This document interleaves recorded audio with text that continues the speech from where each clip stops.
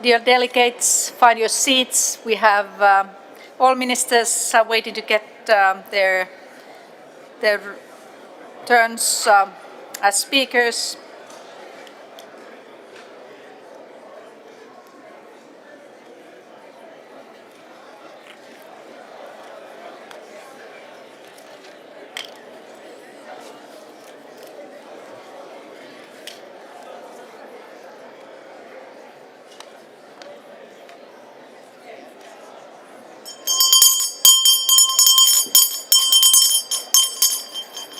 Please find your seats.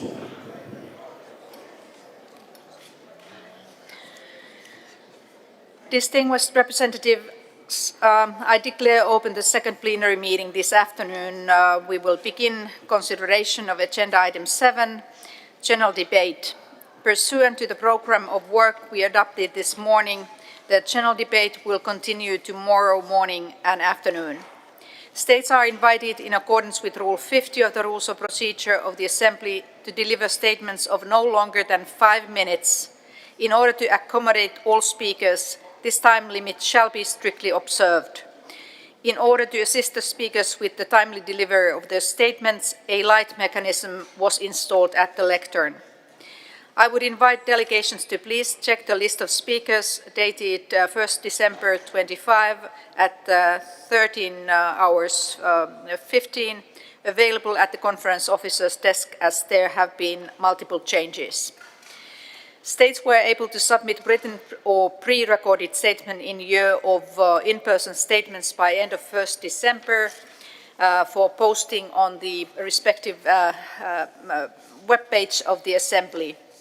As per concept note distributed by the Secretariat on 23rd October this year, the Assembly will hold a thematic general debate on concrete measures to strengthen the International Criminal Court. We are very pleased to have many ministerial and vice ministerial speakers with us today presenting their national statements. During the ministerial lunch today, we have already held most useful exchange of views and a common understanding of the topics of the thematic debate. At a time when we witness an important erosion of international law and multilateralism, we address questions how we can navigate under political pressure in a way that respects and preserves the judicial independence of the court, who still stands as a symbol and will remain. We discussed the ways how to bear our collective responsibility to shield the court, to protect its personnel, and to ensure that it has the means and support to carry out its mandate in full independence. We expressed our appreciation to the court staff and elected officials for their steadfast dedication to discharging their mandate in an impartial manner. And what more can be done? The answer is multidimensional and involves a combination of political support, legal commitment, and practical mitigating measures aimed at strengthening resilience and autonomy. We considered possible steps for de-escalation while underscoring the outreach and discussions with a partner are not equal to negotiations, nor do they entail any compromise or our common values and principles enshrined in the Rome Statute. But let us now proceed immediately with our first speaker of the general debate. And as the first speaker, we have His Excellency Mr. Gérald Darmanin, Minister of Justice of France.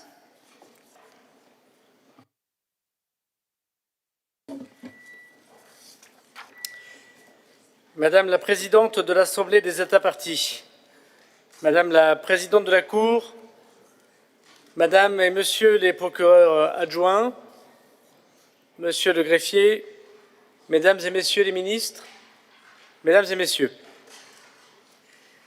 Chaque année, l'Assemblée des États parties au statut de Rome rassemble ses représentants ministériels et diplomatiques autour du droit international. Cette édition 2025 suivra la tradition. Elle prend toutefois une résonance particulière. Au sortir de 2 guerres mondiales et des crimes de grande ampleur ayant meurtri le XXe siècle, nous pouvions légitimement considérer que cette assise juridique transfrontalière était solidement établie. Parce que l'histoire avait révélé les faits d'une horreur extrême, nous pouvions espérer que la communauté internationale ne tolérerait plus jamais des atteintes à l'humanité, certainement pas sans jugement ni punition, en application d'un droit collectivement géré. Nous pouvions imaginer que les États avaient trouvé non seulement un ensemble normatif, mais aussi un langage commun, pour reprendre les termes de l'ancien secrétaire général.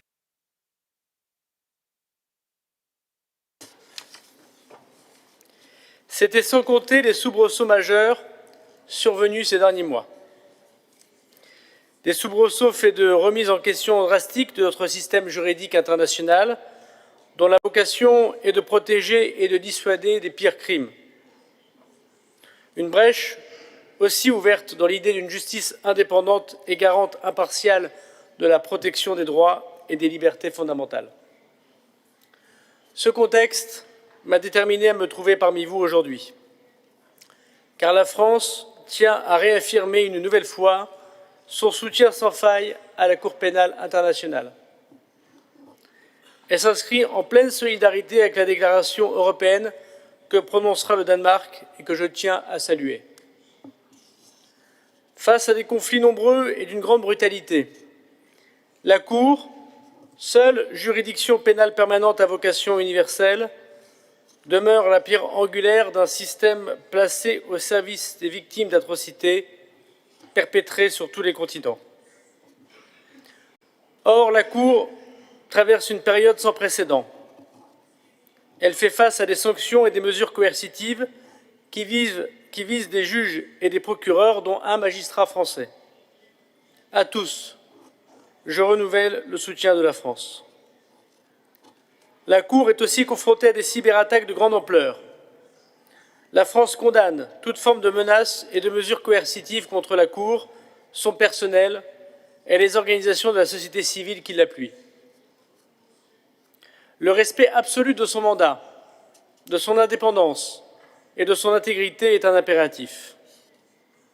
Ce projet collectif que nous avons bâti ensemble depuis plus de 20 ans doit être porté conjointement. L'universalité du statut de Rome reste un objectif. La France encourage donc l'ensemble des États parties à rester unis autour des valeurs fondatrices du statut, tout en maintenant un dialogue constructif avec les États non parties. Mesdames, Messieurs, le soutien de la France se traduit par cet engagement politique, mais aussi par des actions concrètes qui s'inscrivent dans la durée. La France est le troisième contributeur au budget de la Cour. Elle apporte des contributions volontaires à fonds d'affectation spéciale. Elle participe à une meilleure représentation géographique au sein des personnels de la Cour. La France est aussi investie dans de nombreuses initiatives. Ainsi, elle copréside avec le Sénégal le groupe de travail sur la coopération des États au titre du chapitre 9 du statut de Rome, notamment en matière d'arrestation. Enfin, avec le pôle crime contre l'humanité de son parquet national antiterroriste, la France assure désormais le suivi de plus de 150 procédures dans près d'une trentaine de zones géographiques à travers le monde, y compris en Syrie, en Ukraine, en Israël et en Palestine. Ce pôle travaille en lien étroit avec la CPI et a renforcé son activité de jugement. L'année prochaine, 2 nouveaux procès seront ainsi audiencés. Mesdames, Messieurs, Madame la Présidente, à l'approche des élections judiciaires de 2026, la France encourage les États parties à présenter des candidatures illustrant la diversité des systèmes juridiques, le multilinguisme, la parité entre les femmes et les hommes et une représentation géographique équilibrée, gage de légitimité pour la Cour. Mes derniers mots nous rejoindront les premiers et renverront, je pense, à l'essentiel. La lutte pour la justice et contre la punité nécessite du courage. Ce courage est peu de choses comparé à celui des femmes et des hommes qui affrontent de telles atrocités et trouvent encore le ressort d'aider, de s'entraider, souvent à leur propre péril. dans des zones de combat marquées par la faim, la douleur et le sang. Ce courage est aussi celui du personnel de la Cour, des conseils et membres des équipes de défense, ainsi que des ONG qui œuvrent chaque jour pour le respect de la justice pénale internationale. Alors, à notre tour, faisons preuve de cet engagement à agir ensemble, faisons-le pour la justice, faisons-le pour la Cour pénale internationale. Je vous remercie.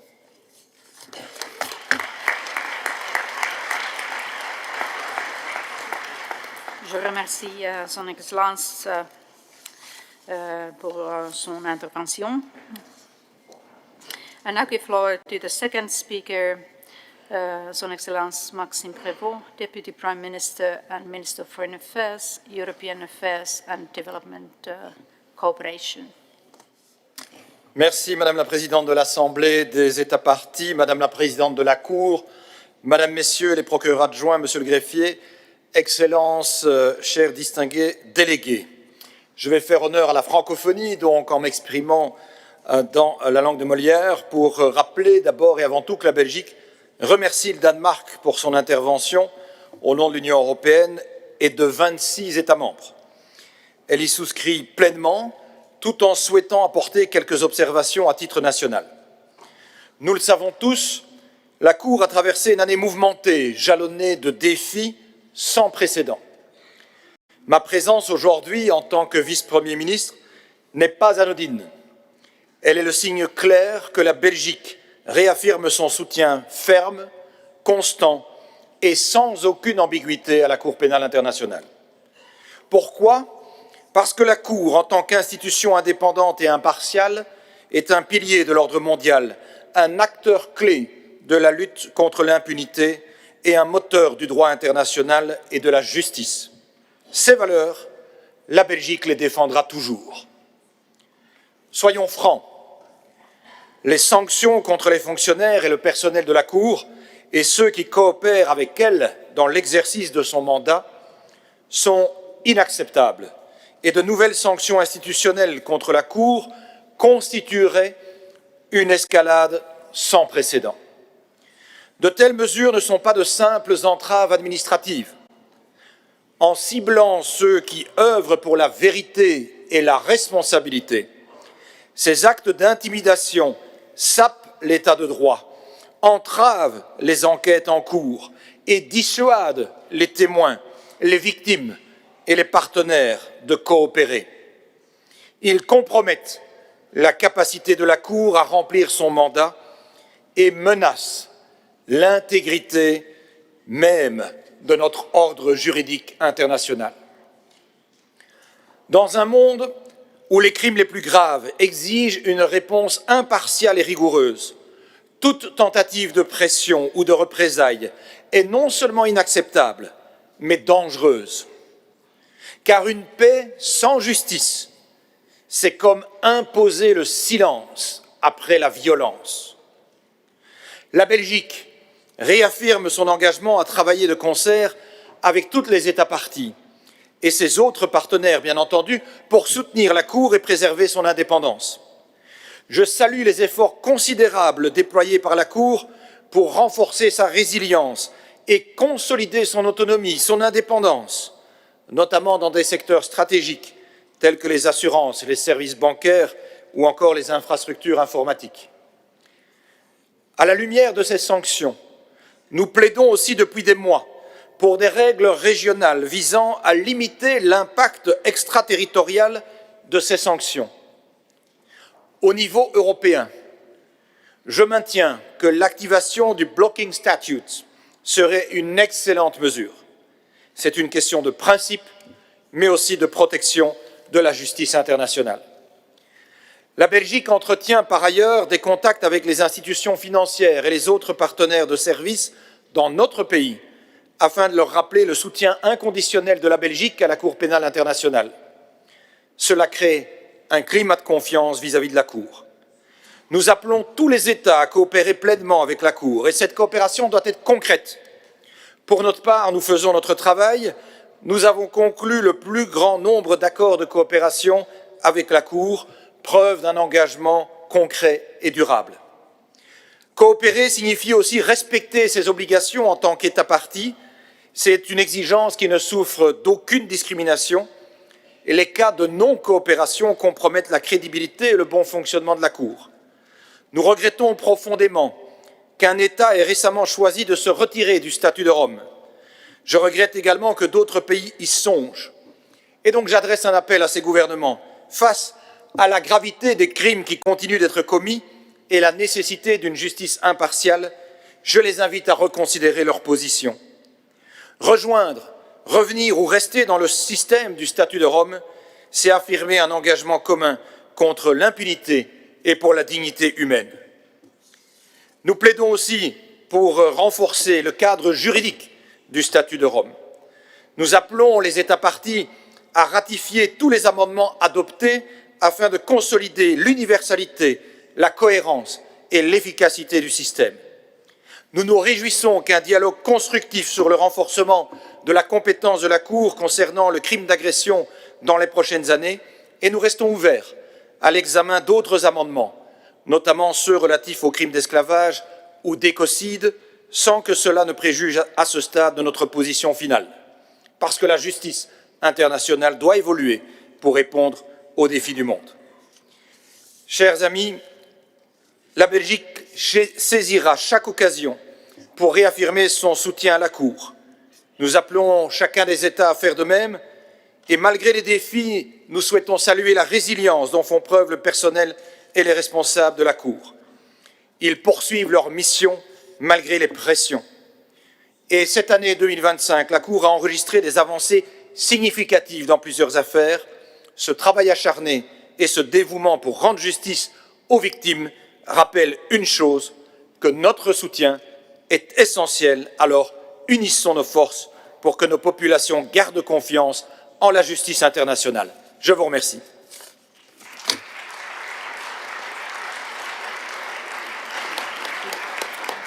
Je vous remercie. And the next speaker is Right Honourable Lord Richard Hermer, KC, Attorney General for England and Wales and Advocate General for Northern Ireland. Madam President, Your Excellencies, distinguished delegates, I welcome this opportunity to address the Assembly on behalf of the Government of the United Kingdom. Madam President, the United Kingdom is a resolute supporter of international law, accountability, and the International Criminal Court. More than 2 decades ago, states took a historic step in creating the International Criminal Court under the Rome Statute. In so doing, we affirmed the principle that the gravest crimes of concern to the international community must not go unpunished.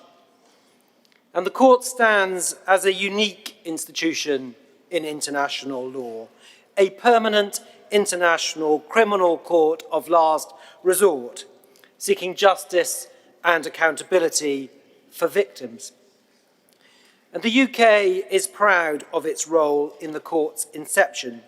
Its existence is a beacon of hope for victims and a powerful reminder to perpetrators of the most serious international crimes that they cannot act with impunity.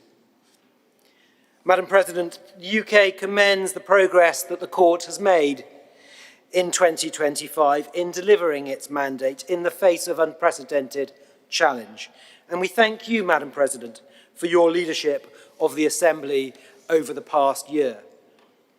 The court's successes include securing the first conviction in the court's history for gender persecution as a crime against humanity, marking a hugely important milestone in the effort to tackle and prosecute these crimes against women and girls.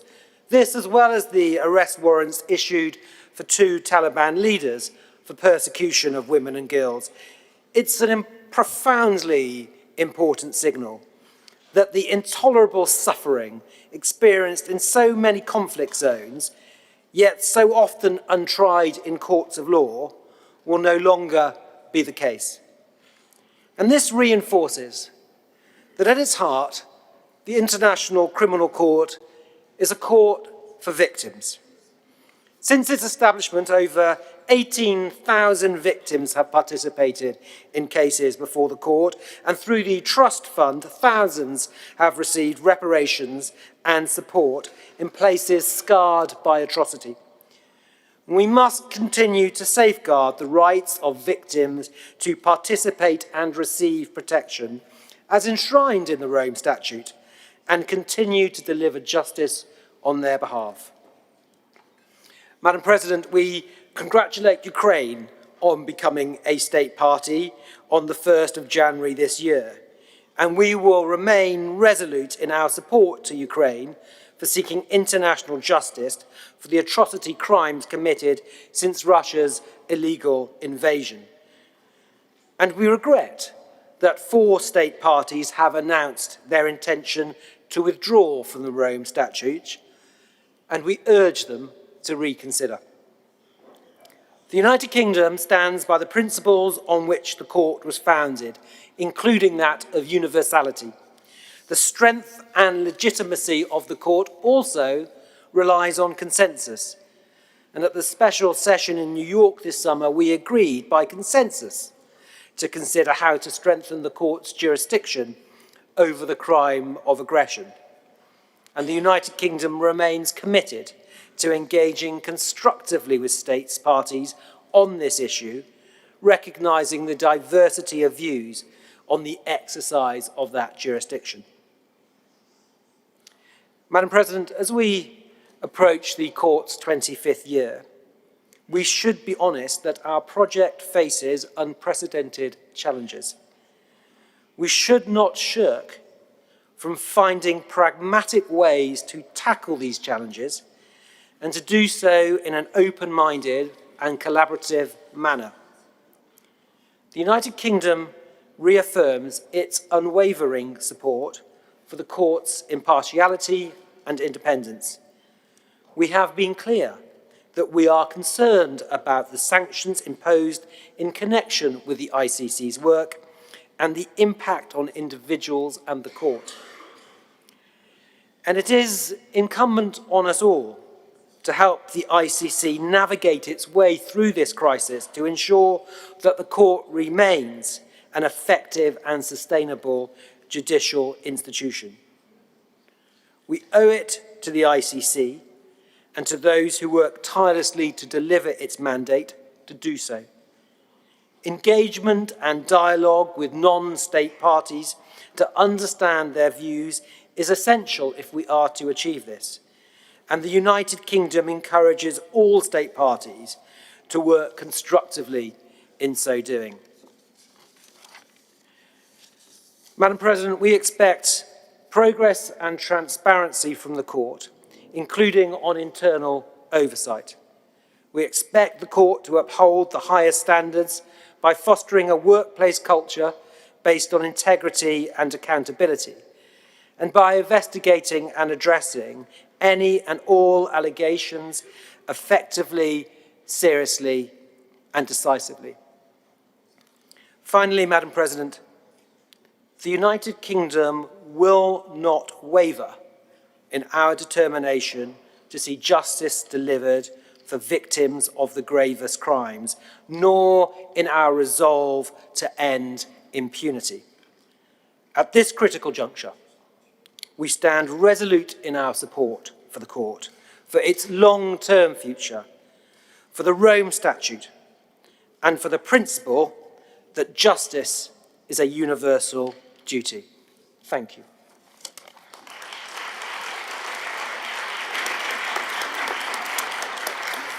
Thank you for your statement, and I now give floor to the representative of Nigeria, His Excellency Prince Lateef Olasunkanmi Fakpemi, Attorney General of the Federation and Minister of Justice.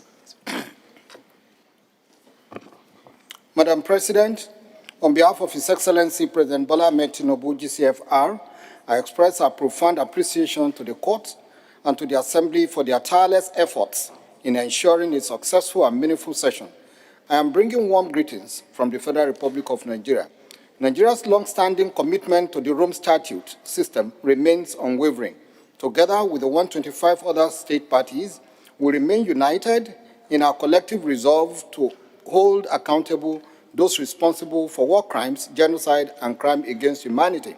Madam President, Nigeria reaffirms its readiness to continue working with the ICC in the fulfillment of its mandate. Our cooperation is firmly rooted in the principle of international law and the sovereign equality of states, and we remain committed to ensuring that such cooperation always reflects respect for Nigeria's sovereignty and constitutional framework.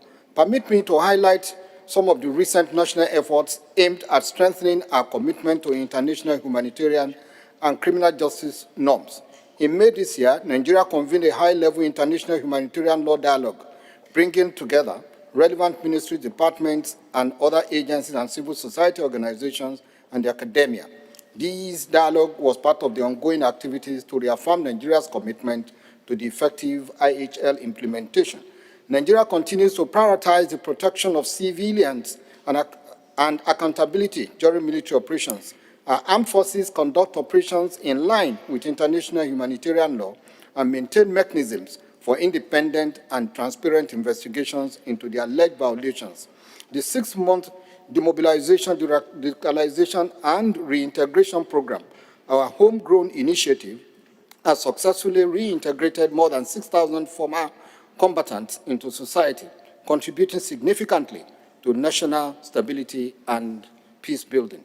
Nigeria has also taken important legislative steps, including the domestication of African Union Convention for the Protection and Assistance of Internally Displaced Persons, the Kampala Convention, which now awaits presidential assent. The process for the domestication of the Rome Statute and the additional protocols 1 and 2 to the Geneva Conventions are ongoing.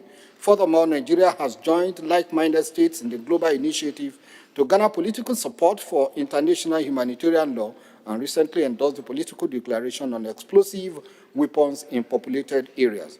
Consequent with the ICC principles of complementarity, Nigeria continues to demonstrate the capability and willingness to investigate and prosecute serious crimes committed within its jurisdiction. In this regard, all arms of our government are collaboratively working to strengthen domestic mechanisms to address grave crimes and reinforce the rule of law. Nigeria, therefore, looks forward to formal conclusion on its situation by the ICC. We will continue to cooperate with the Office of the Prosecutor to address all observations on our situation in line with our international and national obligations.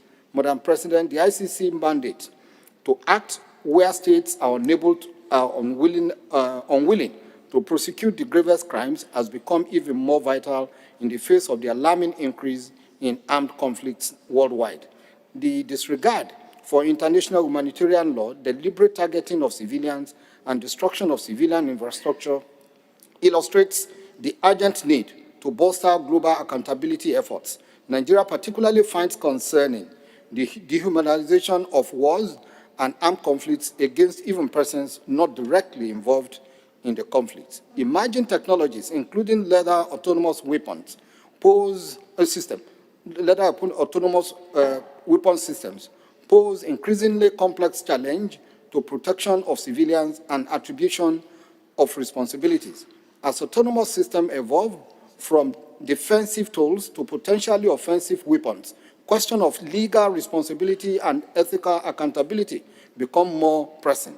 Nigeria, therefore, supports ongoing international processes within the United Nations and other multilateral fora to establish norms, rules, and safeguards that ensure technology serves humanity and not the reverse. We also reiterate our call for the universalization of full implementation of all international humanitarian law instruments. The Assembly must remain attentive to the unique challenges faced by states confronting terrorism, insurgency, conflict, and mass displacement.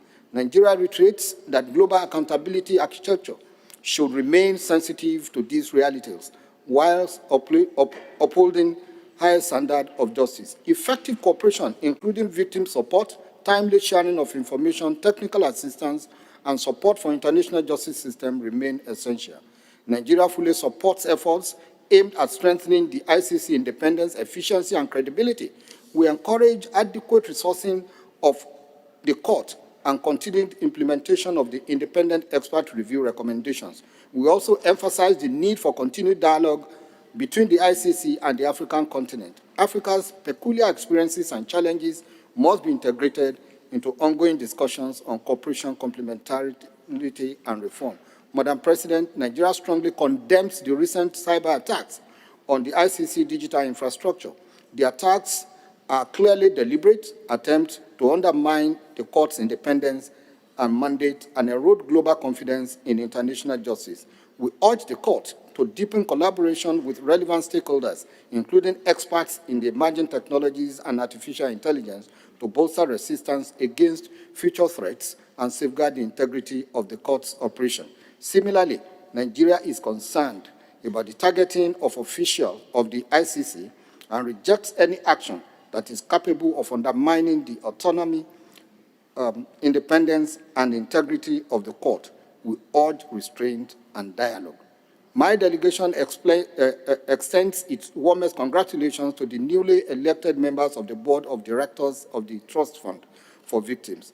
The fund remains a vital pillar of the Rome Statute system, giving tangible expression to the promise of justice for victims. We trust that the board will continue to discharge its responsibilities with diligence, transparency, and compassion. Nigeria calls for increased voluntary contributions to support reparations and assistance programs that promote integration and healing.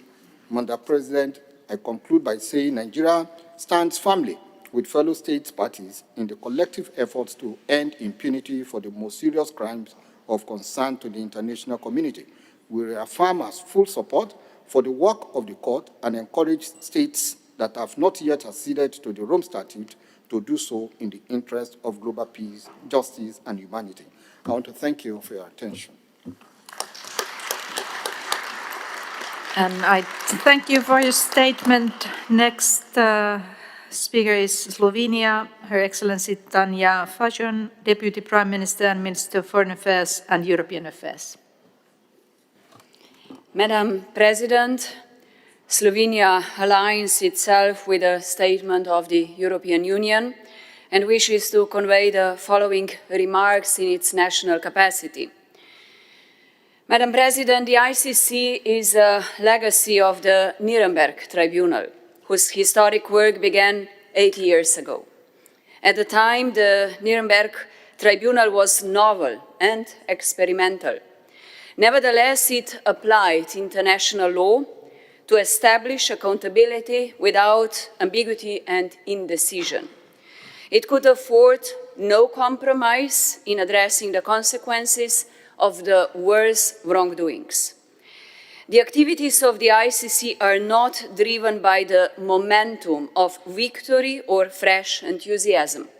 On the contrary, the court builds upon the historic lessons learned and on the development of international law in order to secure global peace and security. It serves the interests of the entire international community, not only state parties. For this reason, it needs and deserves our unequivocal support and protection without hesitation or second thoughts. This institution and the individuals working for it, our citizens, demonstrate daily their dedication to the mandate entrusted to them, independently, impartially, professionally, and with integrity. Any threats, including sanctions and attempts to undermine the independent work of a judicial institution, including those who cooperate with it, constitute an attack on the rule of law, on human rights, and on the stability of the international order based on international law. And strong response of states is needed, and we see triggering the blocking statute as such a measure. The ICC is the world's criminal court, supported by a majority of the international community. It investigates and prosecutes the most senior individuals responsible for the most serious and egregious crimes. Justice matters, and we need it.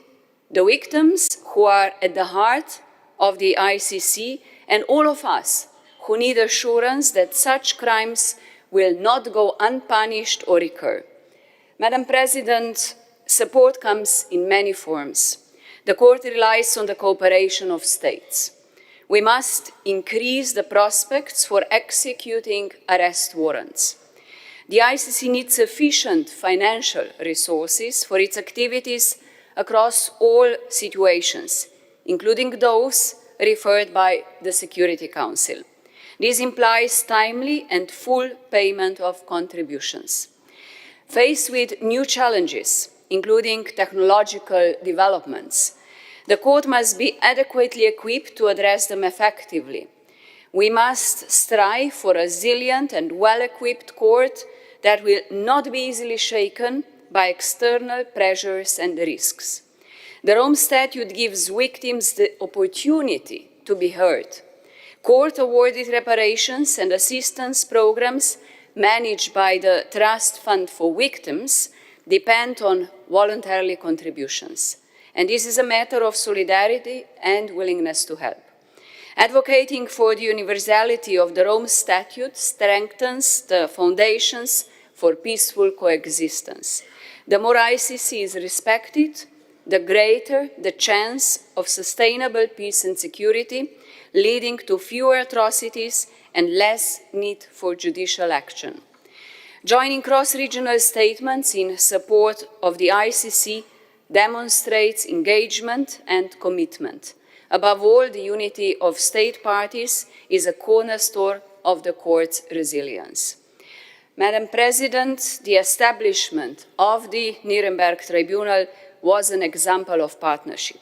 Its founders were bound by their respect for the same fundamental values and by their determination to ensure justice. They were prepared to distinguish between what was permissible and what was prohibited, and they acted in good faith. Their constructive search for solutions based on mutual understanding, respect and cooperation was key to achieving their common goal. To succeed in the long term, there can be no room for double standards, transactional policy or selective application of international law. Compliance with judicial decisions strengthens the effectiveness of the international legal system. Slovenia reiterates its unwavering support for the ICC as the keystone of modern international criminal law, a principled and independent judicial institution, and a guarantee of justice for all. Thank you.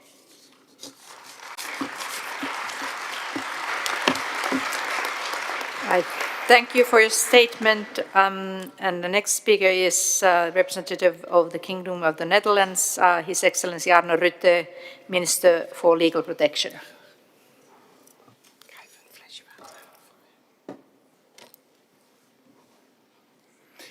Madam Speaker, dear Excellencies, and dear ladies and gentlemen, we have come together at this 24th Assembly of States Parties in the International City of Peace and Justice, at a time where the court is needed more than ever. The fight against impunity for international crimes is one that, unfortunately, remains as relevant today as when the negotiations started for the drafting of the Rome Statute. And the Rome Statute has transformed an aspiration into an institution. And since its entry into force in 2002, the number of states parties has more than doubled, an accomplishment that we should all be proud of. And we therefore welcome the entry into force of the statute for Ukraine on the first day of this year. The court has established itself as an indispensable pillar in the global fight against impunity and is currently investigating situations around the world, from Venezuela to Myanmar and from Ukraine to Darfur. And as the only permanent international court to prosecute the most grievous crimes known to mankind, we must work together to continue the mission we started over 20 years ago, to investigate and prosecute those suspected of these core international crimes at an international level, thereby responding to the legitimate demands of the victims of horrific crimes and preventing further crimes.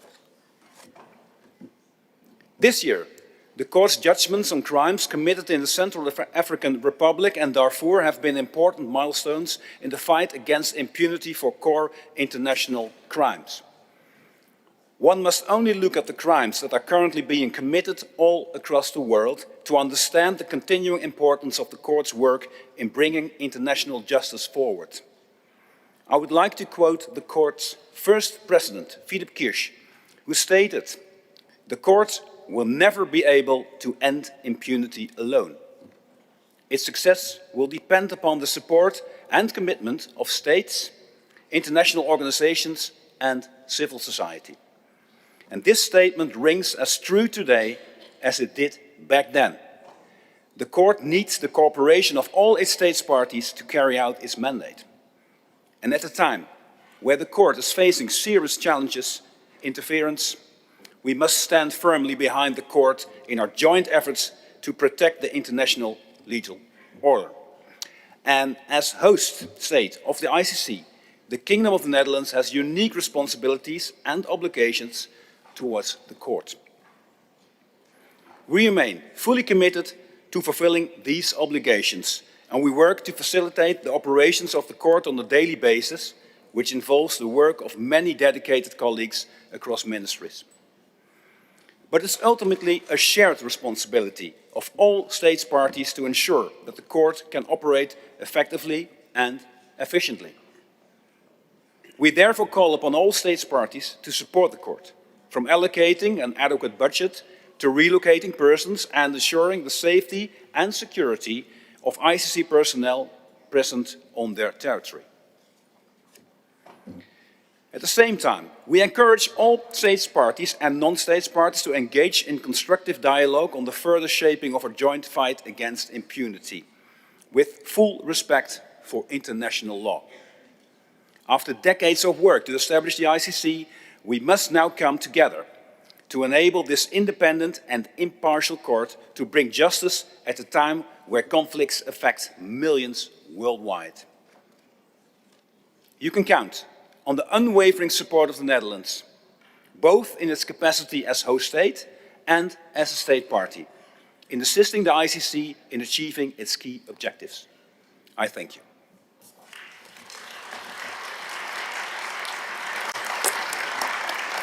I thank you for your statement. And the next speaker is Representative Colombia, Her Excellency Rosa Yolanda Villavicencio Mabi, Minister of Foreign Affairs.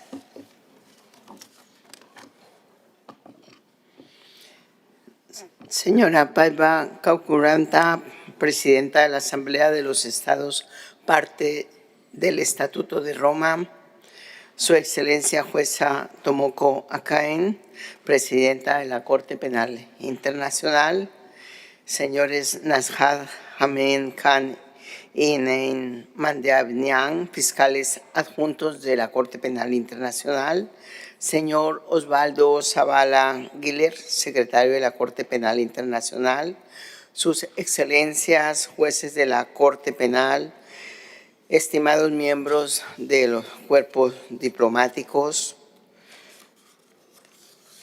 distinguidos representantes de organizaciones internacionales y distinguidos invitados, además de los presentes en esta 24ª sesión de la Asamblea de los Estados Parte.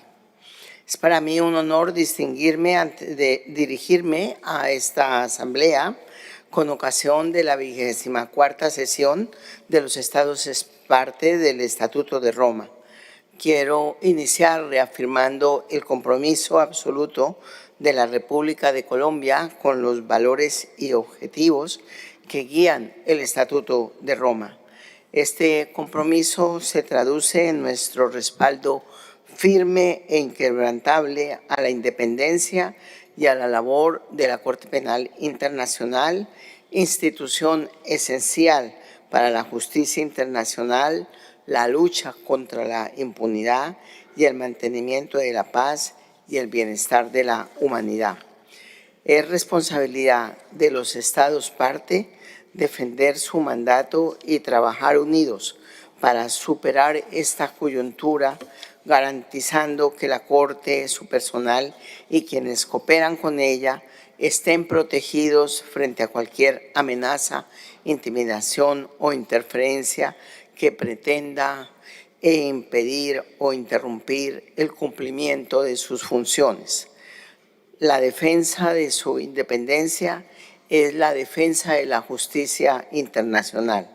Por ello, Colombia desea expresar el más sincero agradecimiento a la presidenta de la Asamblea, Paibe Cocoranta, a la presidenta de la Corte, a los fiscales adjuntos, al secretario, a los jueces y sus equipos, así como a todos los funcionarios y colaboradores de la Corte, por su compromiso continuo en un momento marcado por presiones externas y medidas unilaterales que buscan comprometer su independencia. Asimismo, Colombia desea reiterar su más profundo agradecimiento al Estado sede, el Reino de los Países Bajos, por los esfuerzos que ha emprendido para la protección y el adecuado funcionamiento de esta Corte. Es un momento en que el multilateralismo está bajo presión. Es imperativo reafirmarlo. Colombia desea subrayar la importancia de fortalecer un orden internacional basado en reglas. En este sentido, el Estado colombiano hace un llamado a los estados a renovar su compromiso con estos valores esenciales para la vigencia del derecho internacional y para garantizar una justicia global capaz de responder a los desafíos de nuestro tiempo. Próximamente, Colombia asumirá un asiento en el Consejo de Seguridad de las Naciones Unidas. Asumiendo esta responsabilidad, nuestro país reafirmará su compromiso con un orden internacional basado en reglas, promoviendo y defendiendo el derecho internacional como pilar fundamental para la paz y la seguridad internacionales. Esta participación constituye una oportunidad para fortalecer desde dicho órgano los principios que sustentan el multilateralismo y en particular para afirmar la importancia del derecho penal internacional como herramienta esencial para asegurar la rendición de cuentas frente a la comisión de los crímenes más graves cometidos contra la humanidad. En este marco, Colombia continuará destacando el papel central de la Corte Penal como mecanismo independiente e imparcial destinado a combatir la impunidad allí donde los sistemas nacionales no logran actuar. Señora Presidenta, uno de los pilares fundamentales del Estatuto de Roma es la complementariedad. Con base en este principio, el Estatuto de Roma se fundamenta en un modelo que reconoce la responsabilidad primaria de los Estados en la investigación y sanción de los crímenes más graves para la comunidad internacional. Por ello, Colombia destaca la complementariedad positiva como un elemento esencial para fortalecer los esfuerzos y capacidades nacionales en materia de justicia penal, justicia transicional y en particular del modelo de la justicia restaurativa implementado por Colombia que inspira la Jurisdicción Especial para la Paz, JEP, y se desarrolla en consonancia con los estándares internacionales. Al respecto, se destaca que la JEP emitió sus dos primeras sentencias con enfoque restaurativo en los macrocasos 01 y 03. Estos fallos representan un avance histórico en la investigación y judicialización de crímenes internacionales cometidos durante el conflicto armado colombiano. El principio de complementariedad refuerza la cooperación entre la Corte Penal Internacional y los Estados. En tal sentido, Colombia y la Oficina del fiscal mantienen una relación constructiva e innovadora en el marco de los acuerdos de cooperación suscritos en 2021 y 2024. Este año, por ejemplo, destacamos la adopción de un segundo plan de trabajo entre la Oficina del Fiscal y la Jurisdicción Especial para la Paz. Señora Presidenta, para Colombia resulta esencial que la justicia penal internacional mantenga un enfoque centrado en las víctimas. Desde esta perspectiva, el Estado colombiano enfatiza que cualquier ataque a la Corte socava la posibilidad de que las víctimas de los crímenes más graves de interés para la comunidad internacional accedan a un mecanismo de administración de justicia que por sus características representa la última esperanza con la que cuentan para ser reconocidas y reparadas. En coherencia con este compromiso, Colombia resalta los esfuerzos de la Corte y sus órganos encaminados a garantizar justicia, verdad y reparaciones efectivas, asegurando que las víctimas ocupen un lugar central en estos procesos. A la luz de lo anterior, el Estado colombiano valora positivamente los enfoques sensibles que se adopten respecto de las personas especialmente vulnerables, así como todas las iniciativas que promueven la participación significativa de las víctimas en el proceso judicial. De igual manera, deseo resaltar el anuncio de una contribución voluntaria que realiza el Gobierno de Colombia al Fondo Fiduciario en beneficio de las víctimas. Este aporte refleja nuestro firme compromiso con la justicia internacional y con el apoyo a quienes han sufrido las consecuencias más graves de los crímenes que son competencia de esta Corte. Señora Presidenta, finalmente, Colombia considera que participar activamente en las diversas instancias creadas por el Estatuto de Roma es una forma de demostrar el compromiso con los valores y principios que lo animan. En este sentido, el país reconoce la importancia de fortalecer la independencia, la imparcialidad y la pluralidad de la justicia internacional, especialmente comprometida con la igualdad y equidad de género, así como con la idoneidad y más altas condiciones de quienes la imparten. Con ese ánimo, nuestro Grupo Nacional ante la CPA nos ha pedido nominar a nuestra embajadora en La Haya, Carolina Olarte Bacarés, como jueza de la CPI. Nuestro gobierno acoge esta nominación, pone desde ya su nombre en consideración y procederá a formalizar su candidatura en los plazos establecidos por la Asamblea. Muchas gracias.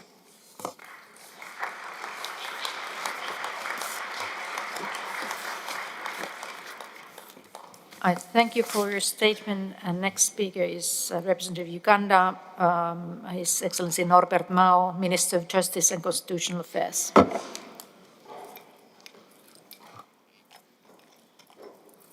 Excuse me.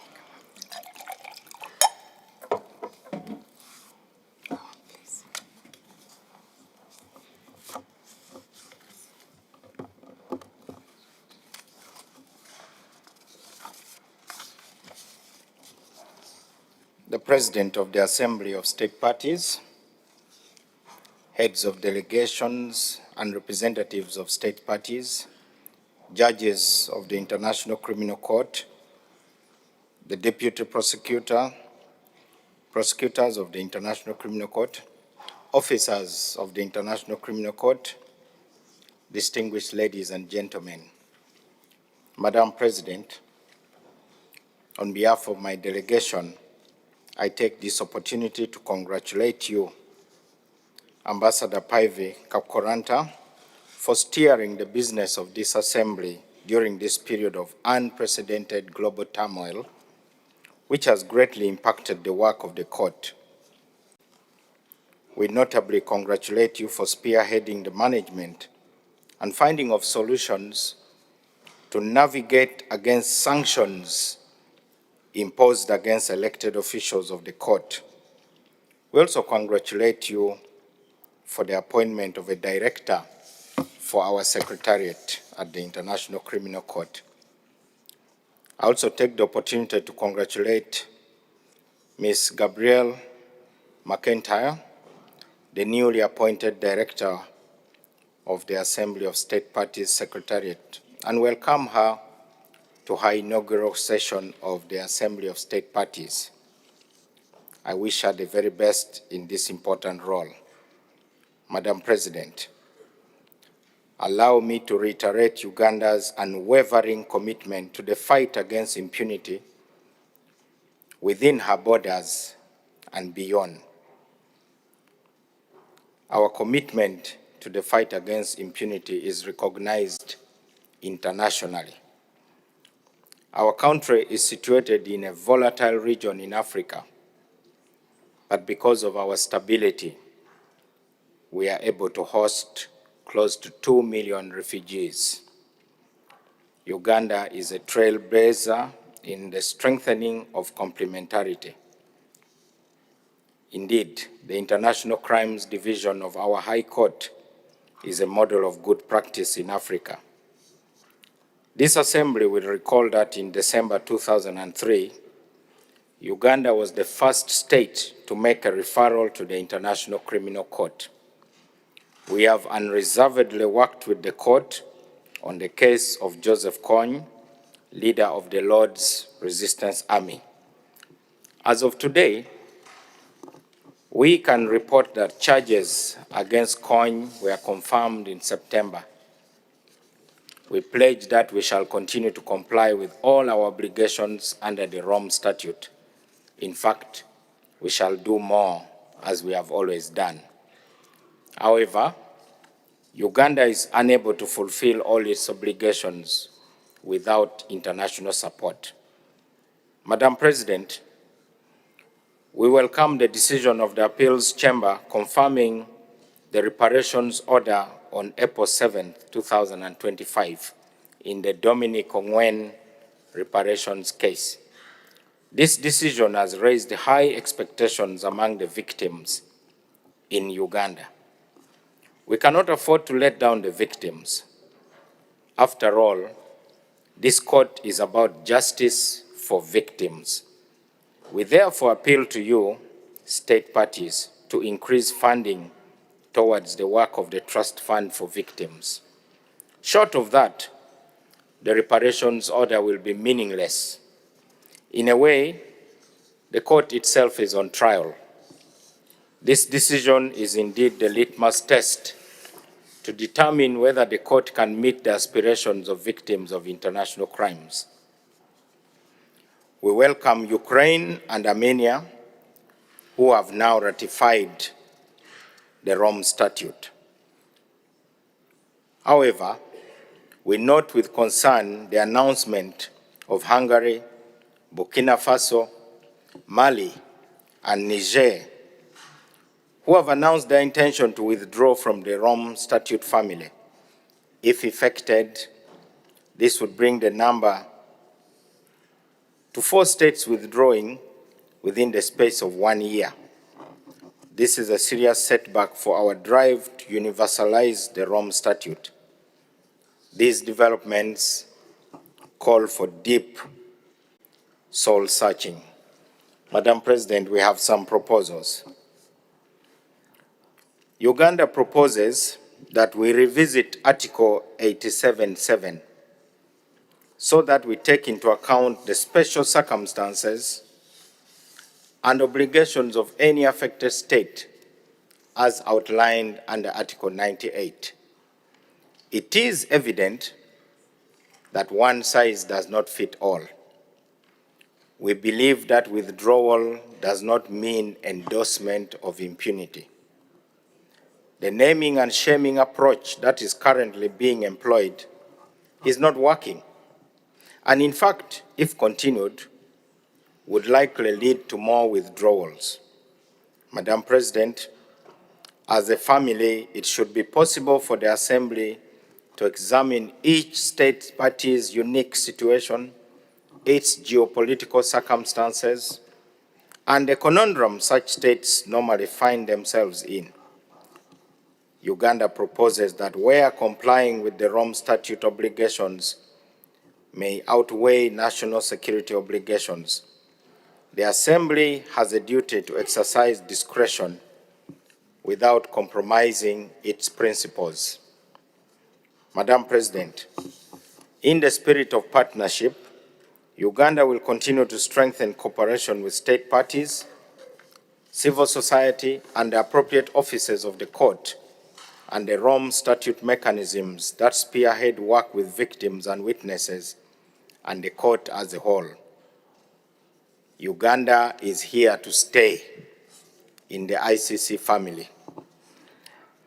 That is why we pledge to continue chairing and co-chairing two working groups, namely the Working Group on Complementarity and Gender-Based Crimes and the Working Group on Geographical Representation and Gender Balance. Madam President, in the spirit of our continued engagement with the court, Uganda will put at the disposal of the court its most skilled jurists. Madam President, it's my pleasure to introduce Ms. Rosette Muzigo Morrison, who is Uganda's nominated candidate for election as a judge of the International Criminal Court in 2026. I could not fail to do that because you yourself, Madam President, you have incited us to bring forward candidates. Ms. Muzigo Morrison is an internationally distinguished criminal law expert with 30 years of pioneering practical experience and academic expertise in international criminal law, human rights, and transitional justice. She possesses in-depth knowledge of the legal framework and jurisprudence of the International Criminal Court. She is proficient in addressing sexual and gender-based violence and violence against and affecting children. Ms. Muzigo Morrison served with the International Criminal Tribunal for the former Yugoslavia, the International Criminal Tribunal for Rwanda, the Special Court for Sierra Leone, the Independent Commission of Inquiry on Libya, and the International Criminal Court, among other assignments in the course of her illustrious career. Ms. Muzigo Morrison obviously fully meets the criteria set out in Article 36 of the Rome Statute, and given her knowledge and experience, the government of Uganda is confident that she is an excellent candidate to serve as a judge at the International Criminal Court. She will significantly contribute to its efficient and effective operation if elected. Who wouldn't want such a person on the bench of the International Criminal Court? Please vote for her. Madam President, allow me to conclude by reiterating Uganda's continued support for the court. We believe in this court. That's why we were the first country to refer a case to the International Criminal Court. And even if everyone left, we will still be around. Madam President, we wish you and everyone here great deliberations for the coming week. For God and my country. Thank you very much.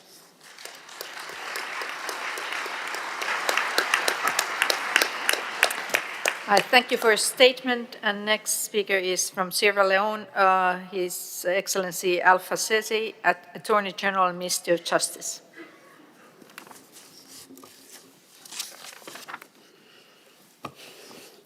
Madam President, Excellencies, distinguished delegates, good afternoon. Sierra Leone welcomes the timely theme for this general debate and the call for concrete measures to strengthen the International Criminal Court at this defining moment for the Rome Statute system. This is therefore not a routine assembly. It is a test of our collective resolve. Over the past year, the only permanent International Criminal Court has faced coordinated attempts to undermine its authority. Sanctions have been imposed on 9 elected officials for doing nothing more than carrying out their mandate. A sophisticated cyber attack has sought to infiltrate the court systems and disrupt its operations. These acts strike at the heart of the Rome Statute system and at the principle of judicial independence on which international criminal justice rests. Yet, despite these pressures, the court has continued to investigate, to hold trials, to deliver judgments, and to advance reparations. This resilience shows both the courage of its officials and the enduring truth of the Rome Statute vision that no one is above the law and that justice for the most serious crimes is indispensable to lasting peace. Sierra Leone therefore reaffirms its unwavering commitment to the court and to the principles of universality and integrity enshrined in the Rome Statute. Our own experience has taught us that peace without justice is fragile, and that accountability for serious crimes is the surest safeguard for stability. Sierra Leone therefore remains committed to defending the court's integrity, promoting the values of the Rome Statute system, and advancing the cause of justice as an indispensable pillar of the international peace and security. Madam President, in the face of threats and coercive measures, the court's credibility now depends on concrete and sustained actions by state parties. The Assembly must move from expressions of concerns to practical measures. In Sierra Leone's view, 4 areas of commitment are particularly urgent. First, we must protect the independence, the security, and the integrity of the court. The sanctions imposed on the court's elected officials are unacceptable and incompatible with international law. They must not become the new normal. The Assembly should take a further step by reinforcing the mechanism for collective response to such attacks. Those developed following the independent expert review and the review mechanism to implement Recommendation 169, combining diplomatic, operational, and, where appropriate, legal measures. Enhance cybersecurity cooperation with the host state and other partners, together with strengthened security and support for the court officials, staff, and those who cooperate with the court, should form part of a broader resilience package. If we do not protect those who deliver justice, we weaken justice itself. Second, cooperation and complementarity must be deepened. 33 arrest warrants remain outstanding. Each unexecuted warrant represents an open wound for victims and a gap in our promise to fight impunity. Sierra Leone calls upon state parties to fulfill their legal obligations. That is, to execute warrants, facilitate investigations, and enforce sentences and reparations orders. On complementarity, we support the Office of the Prosecutor and other organs of the court engaged in capacity building in consenting countries, so that strong national systems can shoulder their primary responsibility to investigate and prosecute Rome Statute crimes. Third, universality and equality of justice must be reinforced. The legitimacy of the court rests on its reach and on the equal application of the law. Sierra Leone welcomes Ukraine's ratification of the Rome Statute.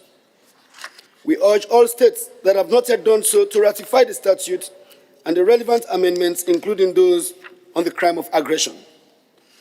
We regret withdrawals and notifications of withdrawal, and we appeal to those states to reconsider. Fourth, victims must remain at the center, and the trust fund for victims must be sustainably financed. Victims are the moral core of the Rome Statute system. Their participation gives meaning to our work. Supporting victims is not an optional extra. It is justice delivered in full.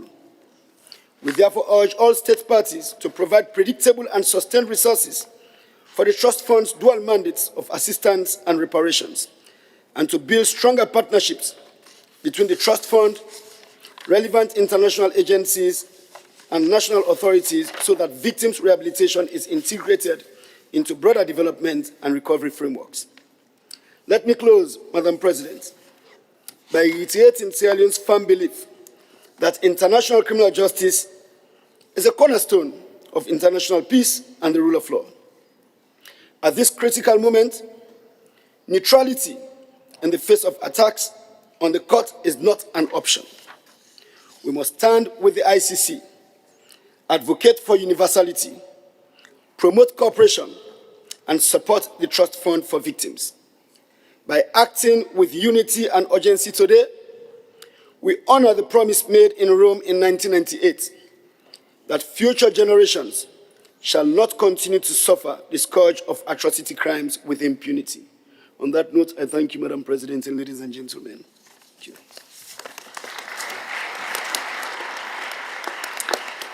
I thank you for your remarks, and the next speaker is Ghana, His Excellency Dominic Akuritinginga Ayen, Attorney General and Minister of Justice. You have the floor.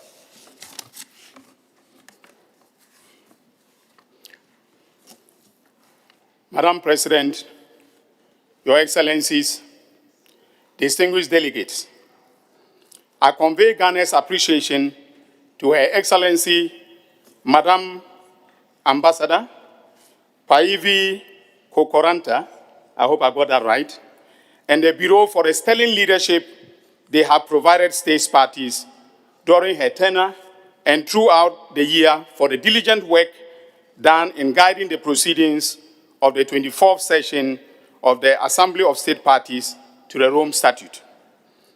I assure you, ladies and gentlemen, of the full support of my delegation for a successful conference. My appreciation also goes to the President of the Court, Judge Tomoko Akani, and to the Secretariat for the excellent work done in the management of the affairs of the Court.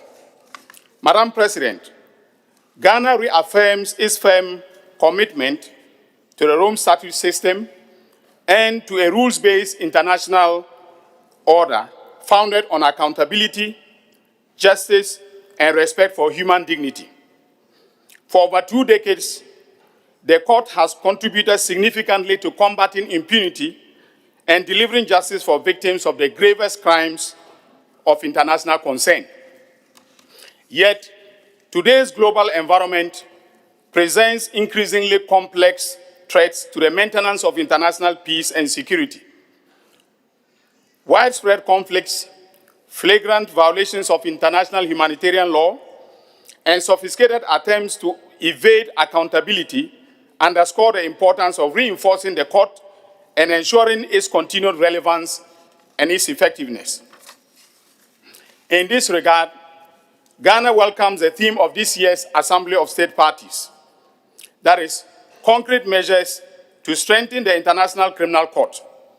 Strengthening the court requires not only principled support, but also the adoption of practical and actionable measures to enhance its operations, fortify its independence, and secure its ability to deliver justice. Against this backdrop, 27 years after the adoption of the Rome Statute, Ghana remains firmly convinced that universality is essential to credible, impartial, and effective system of international criminal justice. In this regard, Ghana warmly welcomes Ukraine as the 125th state party following the entry into force of the Statute for Ukraine on January 1st, 2025. Madam President, at the regional level, concerning Africa and the ICC, Ghana continues to advocate for dialogue and engagement in addressing the challenges the court is confronted with, particularly the strengthening of relations between the court and African states.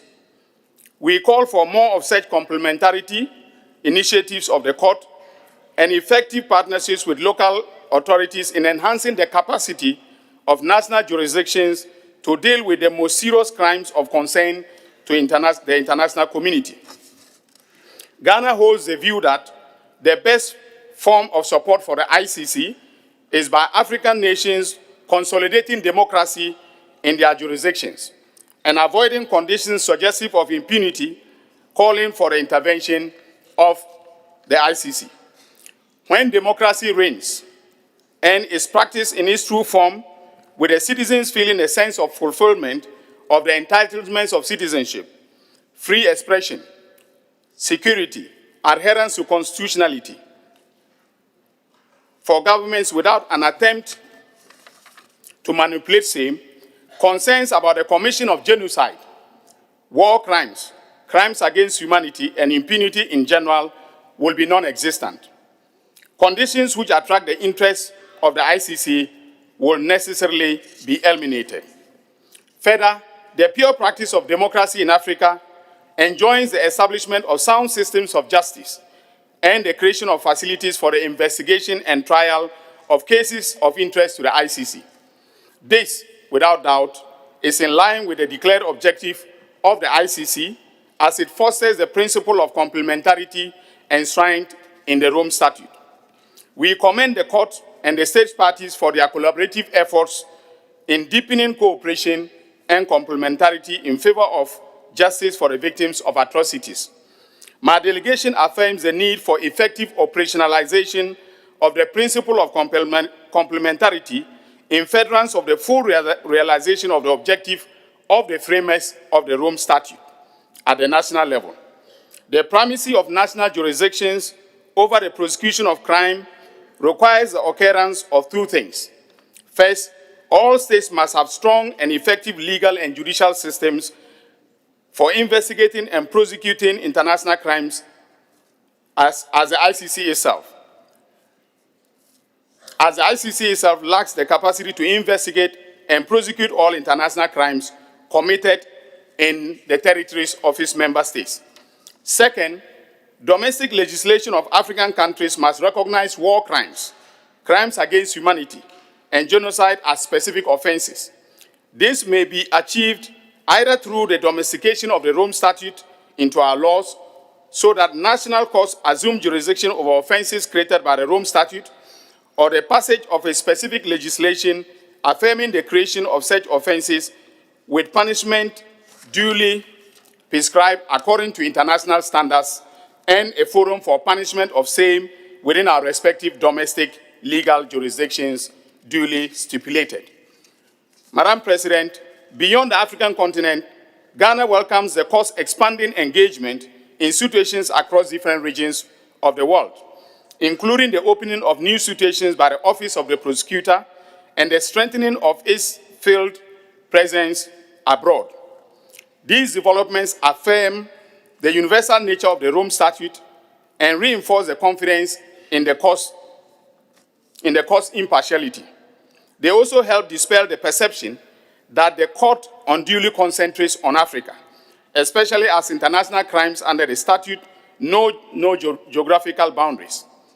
The court must also be able to act wherever its jurisdiction is engaged and to respond without equivocation to war crimes, genocide, crimes against humanity, and the crime of aggression committed anywhere in the world. Madam President, distinguished delegates, my delegation is deeply concerned about the increasing attacks, threats, and sanctions or measures of a similar effect directed at officials of the court, United Nations mandate holders, and civil society actors cooperating with the court. Such sanctions undermine judicial independence and pose a direct threat to the global fight against impunity. We are further alarmed by the malicious cyber attack that sought to infiltrate the court's information systems and disrupt its operations, reflecting the evolving nature of attempts to obstruct international justice. These developments highlight the urgent need to fortify the court's digital infrastructure, enhance the protection of its personnel and partners, and strengthen cooperation with the host states and other jurisdictions in responding to retaliatory measures. Ghana affirms that no form of political, financial, or technological intimidation should be permitted to impede the independent and impartial functioning of the court. We call for unified and unequivocal support for the court and the lifting of all measures that hinder its work or target its officials.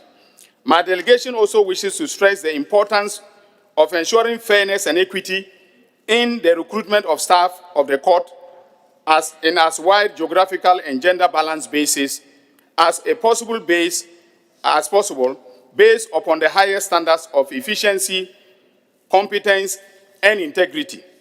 This will no doubt give equal opportunity to competent nationals of all state parties to bring their varied experience and perspectives to bear at the court to enhance institutional efficiency whilst ensuring impartiality in the workings of the court. Ghana welcomes the outcome of the 2025 special session on the review of the Kampala amendments held in New York.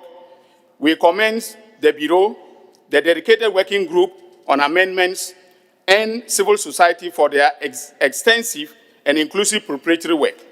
Ghana supports the continued strengthening of the court's jurisdiction over the crime of aggression and encourages state parties to ratify or accept the relevant amendments.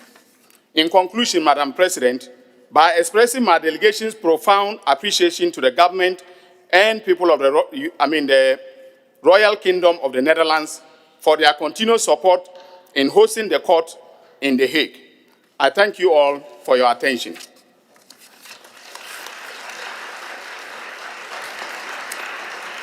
I thank you for your remarks. And the next speaker is Botswana, His Excellency Ramadwana Nelson Ramadwana, Minister of Justice and Correctional Affairs. Thank you, Madam President and other justices present.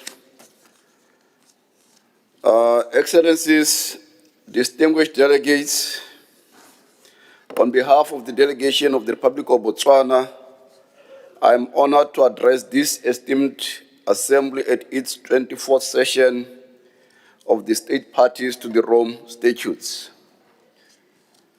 I bring a delegation of senior government officials, no less the person of Her Excellency Ambassador, Permanent Secretary in the Ministry of Justice and Correctional Services, National Police Commissioner, National Prison Commissioner, and Director of Directorate of Public Prosecution, Madam President, to show that we indeed honor this honorable court. The government of the Republic of Botswana commends the International Criminal Court for its pivotal role in upholding international justice and combating impunity for genocide, crimes against humanity, war crimes, and the crime of aggression. As a proud state party, Botswana reaffirms its commitment to supporting the court's mandate and advancing accountability, reinforcing the principle of peace, human rights, and the rule of law.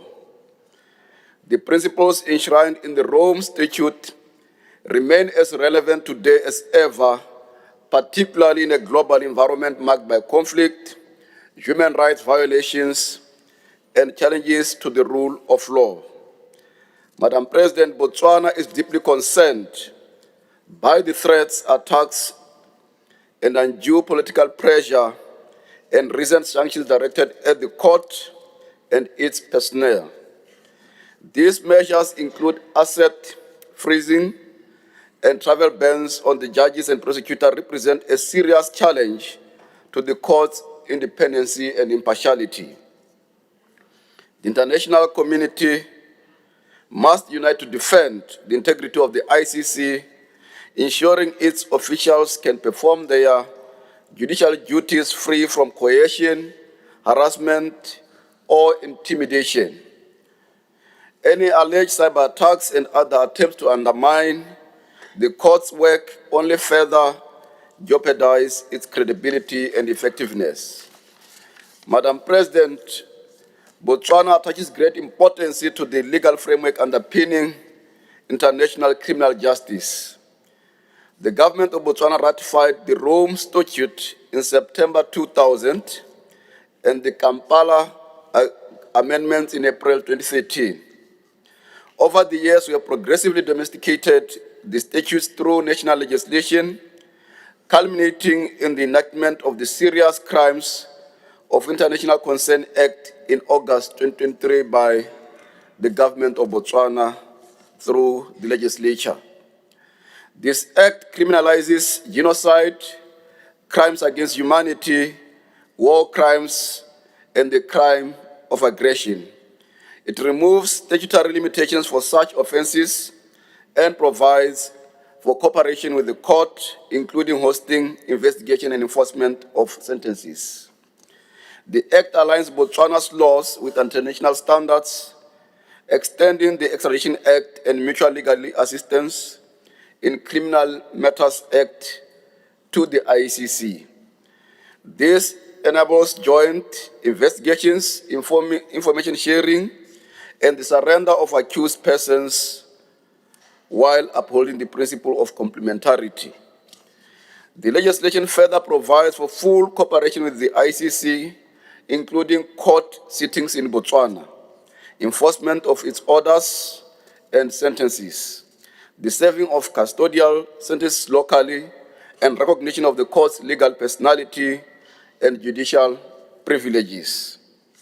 Madam President, with this legal framework in place, Botswana is ready to strengthen accountability for crimes of international concern and to reaffirm our unwavering commitment to justice, human rights, and the rule of law, both nationally and internationally. I wish to underscore that Botswana is committed to building the national capacity required to investigate and prosecute international crimes. We therefore seek targeted partnerships, technical assistance, and knowledge exchanges to strengthen complementarity and ensure that no crime of international concern goes unpunished. Madam President, this 24th session of the Assembly addresses several critical issues central to the effective function of the court. Botswana therefore wishes to highlight the following. On financial resources, Botswana underscores the urgency of reviewing and adopting the 2026 budget to ensure that the court can continue to implement its mandate effectively in light of the current economic challenges. Adequate funding is indispensable for the court to carry out its judicial, investigative, and outreach responsibility, which are vital to the cause of international justice. On response to non-cooperation, we recognize the importance of addressing instances of non-cooperation, including political attacks and coercive measures, targeting the court and its officials. Botswana reiterates that upholding principle of the Rome Statute and defending the court's independence, integrity, and credibility remains a shared responsibility of all state parties. On the review of the crime of aggression, Botswana welcomes the mandated review of the Kampala amendments concerning the crime of aggression. We encourage all state parties to engage constructively in this process, and it is essential for maintaining the integrity and relevance of the Rome Statute framework. Budgetary and financial matters, we note the importance of reviewing reports on contribution as well as the activities of subsidiary bodies, including the boards of directors of Trust Fund for Victims, to ensure full transparency and effectiveness in all operations. We remain committed to supporting the court in fulfilling its vital mandate and reaffirm our dedication to the principles of justice, accountability, and international cooperation, which are the pillars of the Rome Statute system. Botswana reiterates that for the statute to deliver justice universally, each state party must actively support the court financially, operationally and politically. Only through our collective commitment can we strengthen the international criminal justice system and safeguard accountability for the gravest crimes of concern. In conclusion, the government of Botswana reaffirms its unwavering commitment to the Rome Statutes and the International Criminal Court and pledges to continue cooperating fully to advance justice, accountability, and the rule of law. Botswana, which is at the center of the Southern Africa, surrounded by Zimbabwe on the north, Mozambique on the northeastern part of Botswana, South Africa on the south, and Namibia and Zambia on the west. We bring nothing but peace. We are a doyen of peace and democracy. And Botswana, we believe in the integrity and legitimacy of court. And in Botswana, we believe also in dialogue. Where there are disputes, whether with our opponents, we engage in dialogue. Hence, in Botswana, we have never had civil war. And last year, an opposing party that was in opposition for 58 years took power, and the ruling party that was in power for 58 years. We work together as if we belong to one party because we believe in dialogue, we believe in peace. And we can benchmark with Botswana when it comes to the notion of peace. With that, Madam President, I thank you for your attention. Thank you. Thank you for your statement, and I will now give floor to Madagascar, Her Excellency Fanny Rizzoa Ernaivo Garde-Sceaux, Minister of Justice.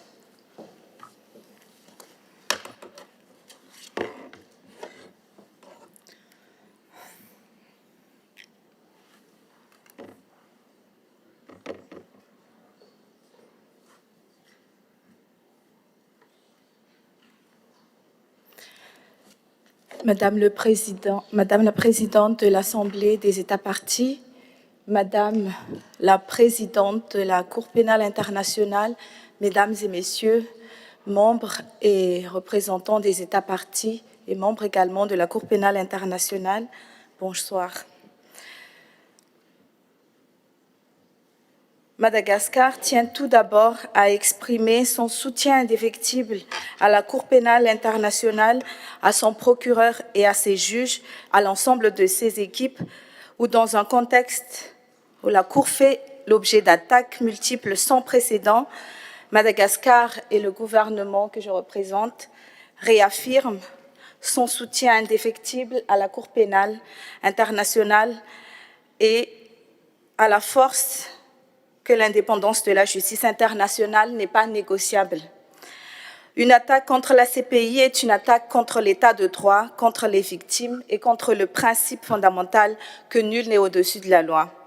Excellence, si Madagascar parle aujourd'hui avec cette conviction, c'est parce que notre nation sort à peine d'une période très longue et douloureuse de capture d'État, qui a duré 16 années, de 2009 à 2025. Durant cette période, des institutions ont été déviées, la souveraineté confisquée et les ressources publiques capturées au profit d'un politique économique. Ce que nous avons vécu n'est pas un simple abus de pouvoir, c'est une privatisation totale de l'État, un système tentaculaire de prédation et d'injustice. L'économie et l'administration ont été paralysées pour servir des intérêts de quelques individus. Les conséquences ont été pires que le génocide et toute forme de crime contre l'humanité. C'est pourquoi, pendant ces 16 ans, les services publics se sont effondrés et Madagascar est actuellement le 5e pays le plus pauvre du monde, malgré toutes les richesses que nous avons. Ceci mérite que nous prononçons l'intention de proposer devant la Cour pénale internationale une nouvelle infraction qui s'appellerait la capture d'État et pour lequel nous nous offrons à collaborer pour mettre en place cette nouvelle infraction afin que tout autre pays et n'importe quel autre pays qui en serait victime ne pourra plus subir la même chose que notre pays a subi. À ce titre également, nous soutenons pleinement les efforts techniques, politiques et législatifs de la Cour pénale internationale afin que justice soit faite dans notre pays et dans tous les pays du monde qui subissent la même chose. À ce titre également, nous pourrons proposer des magistrats, des techniciens et également des lois et des propositions pour mettre en place cette nouvelle forme de criminalité, à part les autres crimes dont la Cour pénale internationale est compétente. Et actuellement, nous proposons la candidature de notre magistrat financier pour la commission budgétaire et finances de la Cour pénale internationale, et apparemment le Burkina Faso, qui a également présenté un candidat, s'est retiré de l'Assemblée des États parties. Donc nous n'avons plus qu'un seul candidat. Je vous remercie.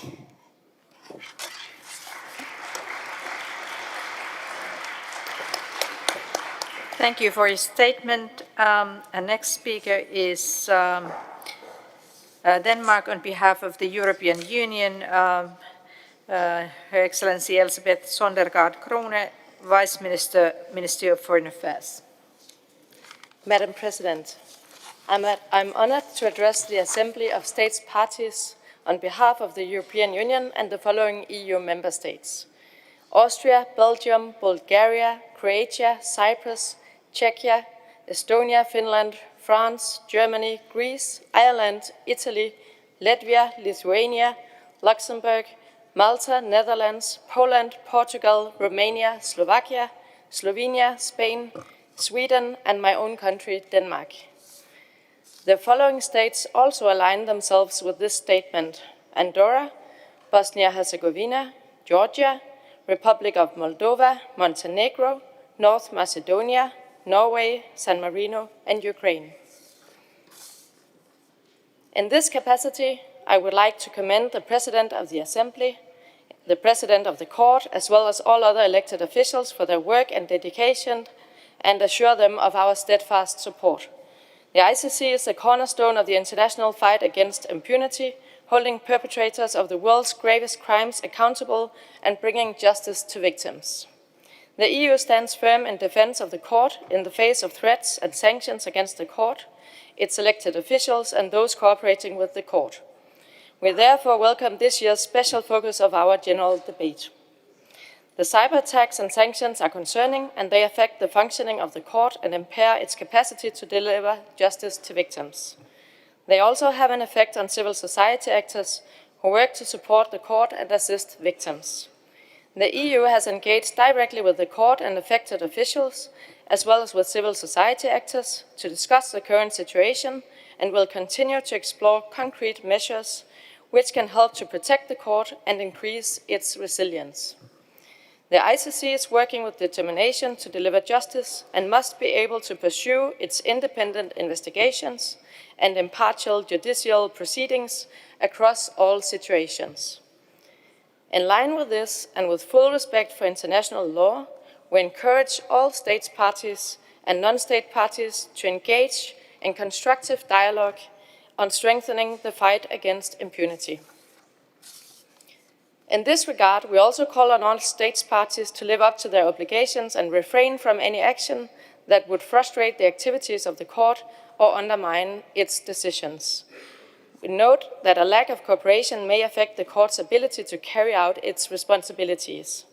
We call on all states parties to redouble efforts to identify new avenues for strengthened cooperation with the court, and thank all of you who are already doing so. We commend the work of the court over the past year, particularly at a time of increased workload and a challenging operational environment.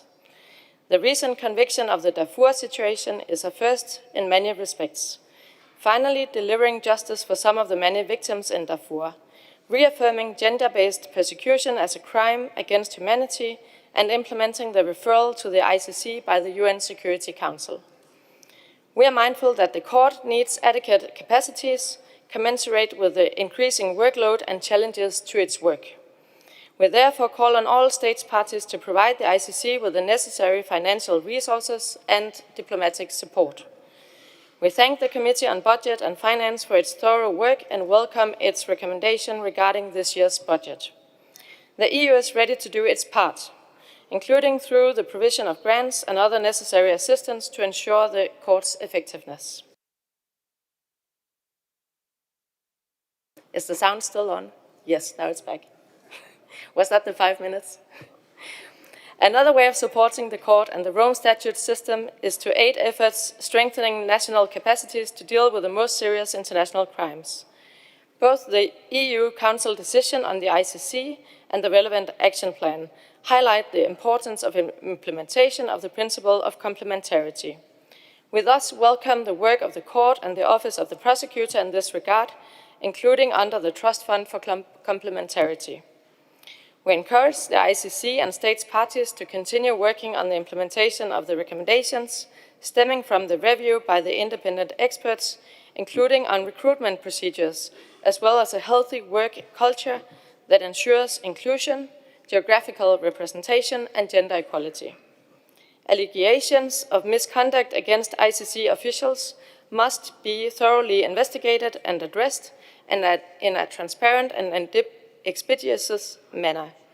Our position is clear. There must be zero tolerance for misconduct, irrespective of rank. At the heart of all efforts in pursuit of truth, justice, and accountability stand the victims and survivors. The EU also calls on states parties to contribute to the Trust Fund for Victims, as it plays an essential role in ensuring that thousands of victims receive reparations and assistance. We also urge all states to support and protect human rights defenders and civil society organizations who work to bring justice to victims. Madam President, to succeed in the global fight against impunity, the ICC must become truly universal. The EU will continue encouraging the widest possible participation in the Rome Statute and its effective implementation at the national levels, as well as in the agreement on the privileges and immunities of the ICC. We congratulate Ukraine on becoming the 125th state party of the Rome Statute as of this year and encourage Ukraine to ensure its swift implementation. At the same time, we regret the recent announcement by some states parties on their decision to withdraw from the Rome Statute and encourage them to engage in dialogue with the court, the Assembly, the regional organizations, and civil society. The EU further invites states parties, having considered the national circumstances, to ratify or accept the Rome Statute's amendments and the agreement on the privileges and immunities of the ICC. We recall in this context the successful special session on the review of the amendments on the crime of aggression, which adopted a consensus-based decision on a constructive way forward on this topic. Madam President, the EU will continue calling for the perpetrators of the most serious crimes to be brought to justice and held accountable.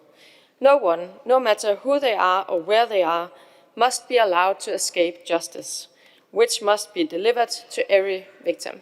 Thank you.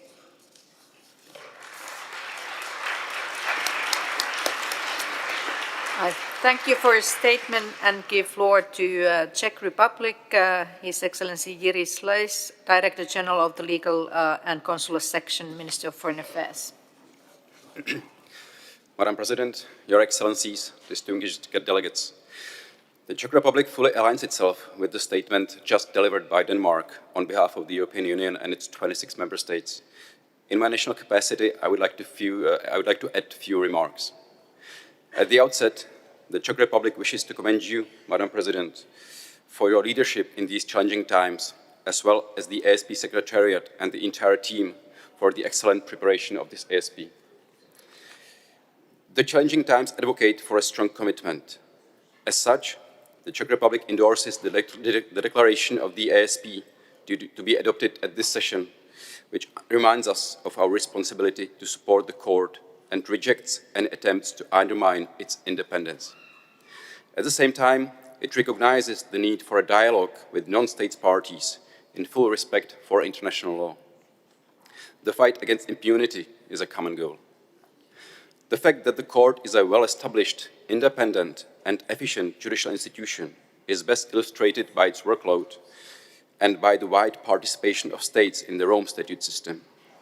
In this regard, we join you, Madam President, in welcoming Ukraine as the most recent state party as of the 1st of January this year.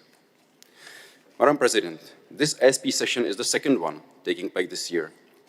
Let me briefly reflect on the outcome of the special session which took place this July in New York.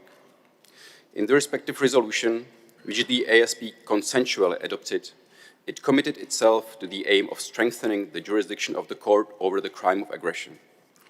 We are ready to engage in good faith to overcome the continuous jurisdictional gap. Currently, in spite of the limited protection the Kampala amendments offer to those states parties who ratified them, they continue to be the most widely ratified amendments. Let me welcome the acceptance or ratification of the said amendments as of this year by Denmark, Seychelles, and Timor-Leste. Madam President, the Rome Statute requires the elected officials to be persons of high moral character. Their outstanding professionalism in performing duties is a must. This is disconnected with any behavior of misconduct which needs to be, in all cases, properly investigated and dealt with by the competent decision makers. We hope that the permanent mechanism to solve cases of misconduct of elected officials as to be adopted by this SAP will contribute to improvements in the workplace culture. Madam President, last but not least, I wish to recall the important work of the Trust Fund for Victims, which the Czech Republic is proud to financially support since 2011. We praise the excellent work of its executive director and her team, conducted both in the reparation and assistance mandates. Thank you, Madam President.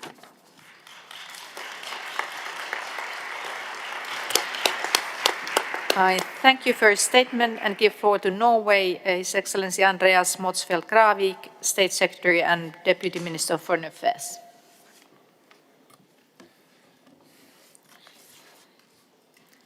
Madam President, on 17th of July 1998, the world witnessed a defining moment in the history of international law. The adoption of the Rome Statute was not just a legal achievement, it was a powerful statement of our shared determination to end impunity for the most serious crimes. It was based on a common understanding that impunity for grave crimes threatens peace, threatens our security, and threatens the well-being of humanity. This year, we gather at a time of heightened global tensions. The world is more divided, more dangerous, and more unpredictable than it has been for decades. Respect for international law is eroding. Institutions built to uphold the legal order are under pressure. Civilians in many parts of the world are subjected to grave violations of international law, living in devastation, without protection, and denied justice.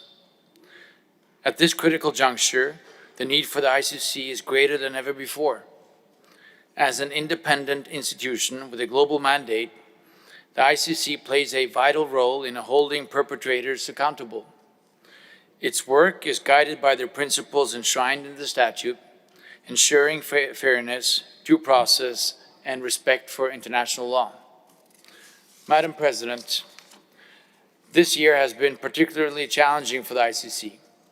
The court has faced renewed cyber attacks, and several of its elected officials, as well as individuals and organizations cooperating with the court, have been targeted by sanctions.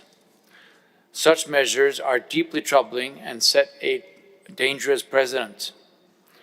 Targeting individuals for performing their legally mandated duties undermine the integrity of international justice, which has long served the global community with purpose and principle. These actions undermine trust in the international legal order and send a chilling message to those who seek to enforce accountability for the gravest crimes. The ICC was established to serve as a court of last resort, free from political interference and guided solely by legal principles. In the face of these challenges, it is imperative that we stand firmly in defense of the court's independence. The credibility of the international justice system depends on our collective ability and resolve to protect it from undue pressure and retaliation. Norway remains unequivocal in its support for the ICC and urges all states to refrain from measures that could compromise the court's ability to fulfill its mandate and to reaffirm their shared commitment to the principles of international law. Despite the pressures it has faced, the court has shown resilience and a steadfast commitment to judicial duties. The court has made notable progress, advancing investigations, issuing arrest warrants in multiple situations, and reaching key milestones in trials and convictions. These achievements underscore the court's growing relevance. Reliable funding is essential to safeguard the court's independence and ensure it can withstand political pressure. Norway calls on all state parties to ensure the court has the resources it needs to carry out its mandate and to agree on measures that strengthen the court's financial resilience, ensuring operational continuity in situations of external pressures. Like all institutions, the ICC must continuously strive for improvement. Progress has been made to enhance court operations, guided by the recommendations of the independent expert review. Although the mandate of the review mechanism has concluded, the implementation of recommendations must continue. Norway will remain engaged and will closely follow efforts to strengthen the court's workplace culture, recognizing that a healthy environment is essential to the effective fulfillment of the review mandate. Madam President, Norway deeply regrets the withdrawal of Hungary from the court. We are also concerned by the recent announcement of Burkina Faso, Mali, and Niger regarding their intention to withdraw from the statute. We urge these states to reconsider. Concerns should be addressed through constructive dialogue in a manner that respects the integrity of the court. At the same time, we are encouraged by new accessions to the statute. The growing membership of the court strengthens the global architecture of legal protection against the most serious international crimes. In this regard, we welcome Ukraine as the 125th state party from 1st January this year, a powerful statement to our shared commitment to the ICC's foundational principles. However, universality is not enough. The court's ability to deliver justice depends on the full and effective cooperation of its states parties. We urge all states to meet their obligations under the statute by enabling access, sharing evidence, and executing arrest warrants without delay. Selective cooperation and double standards must be firmly rejected. This is a shared responsibility, and Norway remains fully committed to doing its part. Madam President, let us not lose sight of the aspirations that guided us in 1998 when the ICC was established. For survivors of atrocity crimes, international justice is not merely a concept, it is a lifeline, a thread of hope, and the first step on a long journey towards healing and peace. It's our collective responsibility to safeguard and strengthen the Rome Statute system, a landmark achievement born of global cooperation and shared vision. And I thank you. I thank you for your remarks, and I will now give the floor to Estonia, Her Excellency Kerli Veski, Vice Minister, Undersecretary for Legal and Consular Affairs. Madam President, distinguished delegates, Estonia aligns itself with the statement delivered by the European Union. The International Criminal Court remains a cornerstone of the rules-based international order, playing a vital role in the global fight against impunity over the most serious international crimes that threaten the peace, security, and well-being of the world. Estonia reaffirms its unwavering support to the ICC and the principles of the Rome Statute. We commend the ICC for its continued work to uphold justice under current challenging circumstances. from increasing caseloads to unprecedented threats and sanctions targeting its judges and officials. Despite these difficulties, the ICC remains steadfast, impartial, and independent in carrying out its judicial mandate. We express our concern at the imposition of sanctions and coercive measures against the ICC. The ICC must remain shielded from political pressure. We call upon all states, whether parties or not, to respect and protect the court's independence against any coercive actions and sanctions, and to ensure that the ICC can fulfill its mandate without fear of interference. This is our collective duty. Estonia is concerned about continued cyber attacks against the ICC.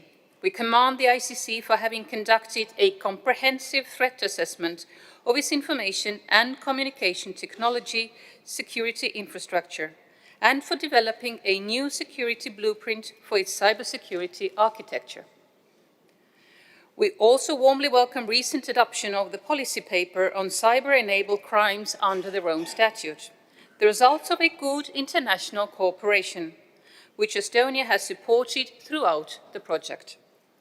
It provides clear guidance to the Office of the Prosecutor for investigating and prosecuting cyber-enabled crimes under jurisdiction of the ICC, and enables support to national efforts to address misuse of cyberspace under applicable national law while ensuring adherence to international law. Madam President, the integrity of the Rome Statute system depends on cooperation with states parties, in particular in implementing arrests and surrenders, as non-compliance prevents the ICC from exercising its functions. More than 30 arrest warrants remain unimplemented. We regret that this year again we have seen incidents of non-compliance. We call on all states to fulfill their obligations to execute arrest warrants, surrender suspects, and refrain from any contacts with persons subject to ICC arrest warrants. We cannot ignore the grave situation unfolding in Ukraine. We invite the ICC to pay continued attention to the investigation of the situation in Ukraine. The arrest warrants, including in respect of Russian leadership, send a clear message that no one, regardless of rank or position, is above the law. Estonia welcomes steps taken in the Council of Europe to establish the Special Tribunal for the crime of aggression against Ukraine. Now further steps should follow to make the Special Tribunal operational as soon as possible. The international community should continue our steadfast support to Ukraine in the fight against impunity. The Special Tribunal complements the work of the ICC, which currently has limited jurisdiction over the crime of aggression. As during the special session this July, states parties were unable to fully address this legal gap. It is important to continue efforts to build consensus towards harmonizing the court's jurisdiction. Estonia commends the Trust Fund for Victims for its invaluable work in rehabilitation, recovery, and empowerment of victims and their communities. For many years, Estonia has been a regular donor of the Trust Fund, and we repeat our call for all states and other stakeholders to support the Trust Fund as it embodies the humanitarian and moral heart of the Rome Statute system. Estonia calls upon all states to pay their assessed contributions in full and on time. Madam President, Estonia congratulates Ukraine for becoming the 125th state party this year, and we call upon all states that have not yet done so to ratify the Rome Statute and its amendments. At the same time, we regret that some states have made public statements about their withdrawal from the Rome Statute. We encourage these states to review their position and remain states parties to the Rome Statute. The ICC embodies the collective concerns of humanity. It stands for the idea that even in the darkest moments, justice must prevail. It stands for the rights of victims, the dignity of human beings, and the belief that peace is built on accountability, not impunity. Thank you. I thank you for your statement and give floor to Switzerland. His Excellency Franz Perez, State Secretary, Director General, Directorate of International Law at the Federal Department of Foreign Affairs. Thank you very much. Madame la Présidente, Mesdames et Messieurs les ministres, Excellences, chers et chers collègues, la Cour pénale internationale est une nécessité, aujourd'hui plus que jamais. Je tiens avant toute chose à réaffirmer le soutien indéfectible de la Suisse à la CPI. En tant qu'État partie, notre responsabilité est de soutenir les efforts de la Cour tout en respectant sa pleine indépendance, son impartialité et son intégrité. Le respect de ce principe des 3 I, indépendance, impartialité et intégrité, doit être notre devise dans notre soutien pour la Cour et nous devrons rester unis pour les préserver. La Cour ne peut être résiliente que si nous, les États parties, le sommes également. La CPI bénéficie à toutes et à tous. Elle constitue une pierre angulaire de la lutte contre l'impunité pour les crimes les plus graves, une composante essentielle du système judiciaire international et de l'état de droit. Elle donne la parole aux victimes. Pourtant, la CPI et son personnel font face à des défis sans précédent, alors même qu'ils ne font que s'acquitter de leur important mandat que nous, les États parties, leur avons confié. Mais la Cour ne peut remplir ce mandat et être efficace que si ses principes fondateurs et le statut de Rome sont respectés. Madame la Présidente, Excellences, Mesdames et Messieurs, nous devons renforcer et unir notre soutien à la Cour dans les efforts qu'elle prend pour renforcer sa résilience. La Suisse est très impressionnée par la manière dont la Cour résiste aux pressions actuelles. La Suisse remercie toutes et tous pour leur travail important et impressionnant, pour leur résilience et pour maintenir l'efficacité, l'indépendance, l'impartialité et l'intégrité de la Cour. Je souhaiterais mettre en avant 3 points essentiels pour défendre le dit principe, les 3 I. Premièrement, nous devons soutenir fermement la CPI et nous opposer à toute sanction la visant.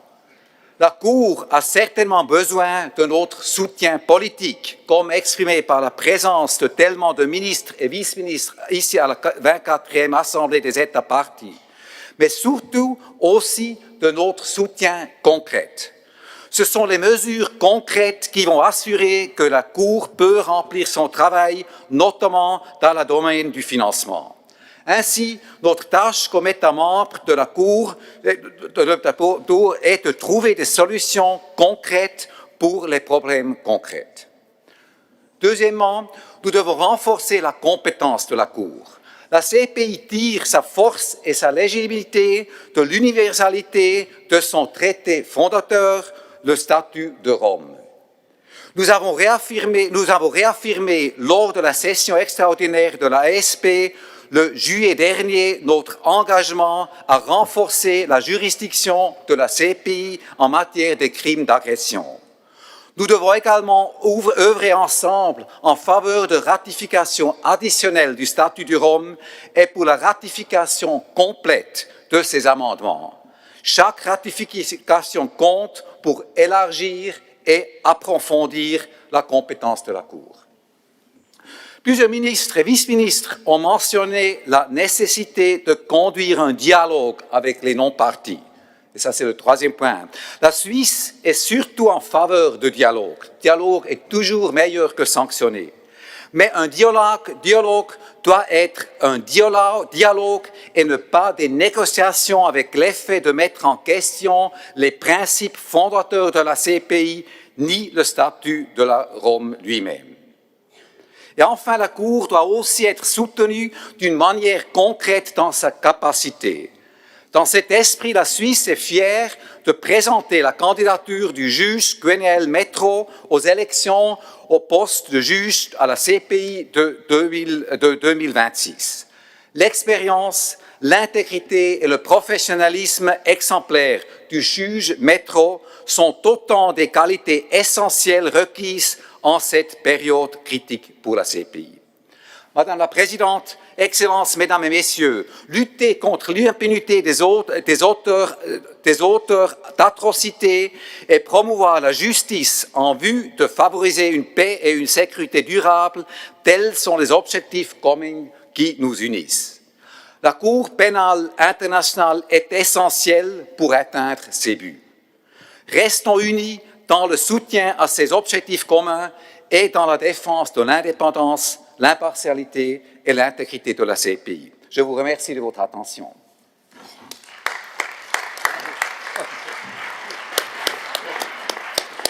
I thank you for your statement and give floor to Austria, His Excellency Nikolaus Marschik, Deputy Minister of Foreign Affairs.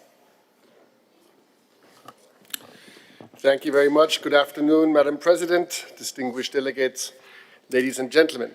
As others before me, please let me start by thanking our hosts for welcoming us today in The Hague. I wish you, Madam President, every success for your work at the upcoming Assembly, and I thank the leadership and the team of the Court for the organization and preparation of this Assembly. Guided by the principle, no peace without justice, we are strong supporters of ensuring accountability and of standing united against impunity for international crimes against humanity. In my intervention, please let me share with you 3 short thoughts on the functioning of the Court, on the resolution of conflicts while safeguarding the international rules-based order, and on doubling our efforts to strengthen the rule of law. My first remark is on our joint commitment to support the functioning of the Court. Our meeting today clearly shows our determination, our commitment to support the functioning of the ICC. We are here to protect the integrity and independence of the Court now more than ever. We are all aware that the ICC, as well as its individual members, are under pressure, in particular from the outside. Consequently, we are committed to support the Court by increasing its resilience. After consultations, we understand that one element of resilience are sufficient financial resources. We will therefore front-load our payments, we will transfer our annual contribution for 26 already in the next weeks, and we will continue to support trust and special funds with additional voluntary contributions. At the same time, the Court must be 100% clear and transparent when it comes to challenges from the inside and allegations of misconduct. As goes for any institution, it is foremost in the Court's own interest to ensure full, swift, and comprehensive investigations and act upon the findings. My second remark is on the resolution of international conflicts and compliance with the Rome Statute. We live in a world of multiple armed conflicts and crisis situations. In times like these, we would argue that we need more respect and enforcement of the international rules-based order, and at the same time more international fora for negotiating pathways for fair and sustainable peaceful solutions. Some argue that we are facing a dilemma. Can you be a reliable state party of the Court that fully fulfills its obligations under the Rome Statute and at the same time host in your country heads of state and government under ICC arrest warrants for ceasefire consultations or peace negotiations? In our understanding, you should be able to do both. And in our reading, you can. The Rome Statute offers the necessary tools and pathways, the consultation mechanism under Article 97, Article 98 regarding immunity and surrender, and Article 16 referring to UN security decisions in the interest of peace. In this spirit, we very much look forward to the discussions on cooperation as well as on non-cooperation during our conference. My third remark, doubling our efforts to strengthen the international rule of law architecture. Yes, the international rules-based order is under pressure. We hear this in many statements and speeches. Full respect for and commitment to the rule of law by all is a strong security guarantee, in particular for small and medium-sized countries like my own. Unfortunately, the current trend is going into another direction. Some countries are criticizing double standards. Some state parties are even considering leaving the ICC. And we read in the media that in current peace and ceasefire consultations, a general amnesty and impunity for war crimes are being discussed. In these circumstances, we should double our efforts and engage externally in dialogue, in particular with those states expressing concerns regarding the court and its principles, as well as engage internally in consultations among state parties with the aim of promoting the universality of the Rome Statute. And this is exactly why we are participating today in our conference. My final remark. For the longest time in our history, crimes against humanity were a brutal reality, including impunity in so many cases. Let us never forget. What we have achieved by adopting and ratifying the Rome Statute is a huge step forwards. So let us work hard, together, every day, to implement our principles into practice and to ensure that justice for all is no longer a vision, but a reality. Thank you very much. I thank you for your remarks and give the floor to Lithuania, Her Excellency Audra Plepite, Vice Minister of Foreign Affairs. Thank you, Madam President. Excellencies, distinguished delegates. While aligning with the statement made by Denmark on behalf of the European Union, I would like to address this Assembly in my national capacity. My Lithuanian delegation reaffirms its unwavering commitment to the International Criminal Court, to the Rome Statute system, and to the fundamental principles that underpin them, namely accountability of the perpetrators of the most serious crimes of international concern, justice for the victims, the overall advancement of the rule of law and justice. Our support is not only political. It also comes in the shape of voluntary financial contribution and delegation of investigator to the Office of the Prosecutor. Lithuania warmly congratulates Ukraine on becoming 125th state party to the Rome Statute and commends its swift implementation. On the other hand, it is highly regrettable that certain state parties, including the EU member states, have decided to withdraw from the statute. Today we meet at the moment marked by serious challenges to the court's work and the integrity of the statute.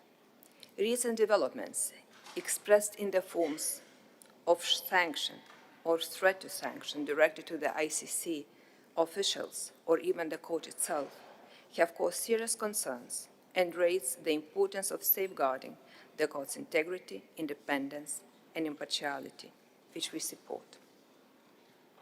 On the same time, some issues, including allegations of misconduct involving serious officials, have drawn public opinion. We the opinion that must be handled with transparency, due process, and respect for institutional integrity, but also in a timely manner.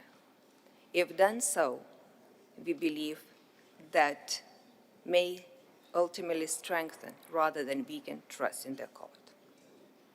The court would function efficiently and ensure that perpetrators are brought to justice only if state parties fully observe their obligations, in particular the obligation to cooperate in arresting and surrender suspects sought by the court. It is extremely regrettable that this year was again marked by instances of non-cooperation and compliance by state parties, failure to arrest the indicted for the war crimes and sought by the court. Madam President, my delegation is fully committed to ensure that the court has the same jurisdiction regarding all types of international crimes, including the crime of aggression. Lithuania welcomes the outcome of the special session on the revision of the amendment on the crime of aggression, so we would have liked to achieve more concrete results in this regard. However, victims and survivors should be at the center of all efforts in pursuit of truth, justice, and accountability. They look upon the International Criminal Court as a beacon of hope and justice. Therefore, Lithuania calls on all state parties to follow the example of many including my own country, to contribute with voluntary contribution to the Trust Fund for Victims, as it plays an essential role in ensuring that thousands of victims receive reparations and compensation. Madam President, I cannot fail to note the major development that has taken place in the area of international criminal law. It is the creation of the Special Tribunal for the crime of aggression against Ukraine under the auspices of the Council of Europe. Lithuania has completed all internal procedures and became the first full-fledged member of this tribunal. And we call upon other countries to speed up accession processes which would allow to launch this important tribunal. It would also send a clear message that the crime of aggression, a blunt violation of the most fundamental principle of international law, will entail true accountability. In conclusion, we wish to call all state parties to remain firmly and clearly committed to supporting the ICC as it remains an essential pillar of international rules-based order. It is up to us, the state parties, to stand ready to uphold its independence, integrity, and legitimacy in the service of justice and humanity. Thank you. I thank you for your statement and give floor to Latvia, Her Excellency Lauma Kalna, Vice Minister, Minister of Justice. Madam President, distinguished colleagues, ladies and gentlemen, it is an honor to address the Assembly of State Parties on behalf of Latvia. At the outset, Latvia expresses its appreciation to the President of the Assembly, the President of the International Court, of the International Criminal Court, the Prosecutor's Office, and the Court's personnel. We are thankful for the Court's tireless efforts in fulfilling its mandate under the Rome Statute, even in these difficult times the Court is facing.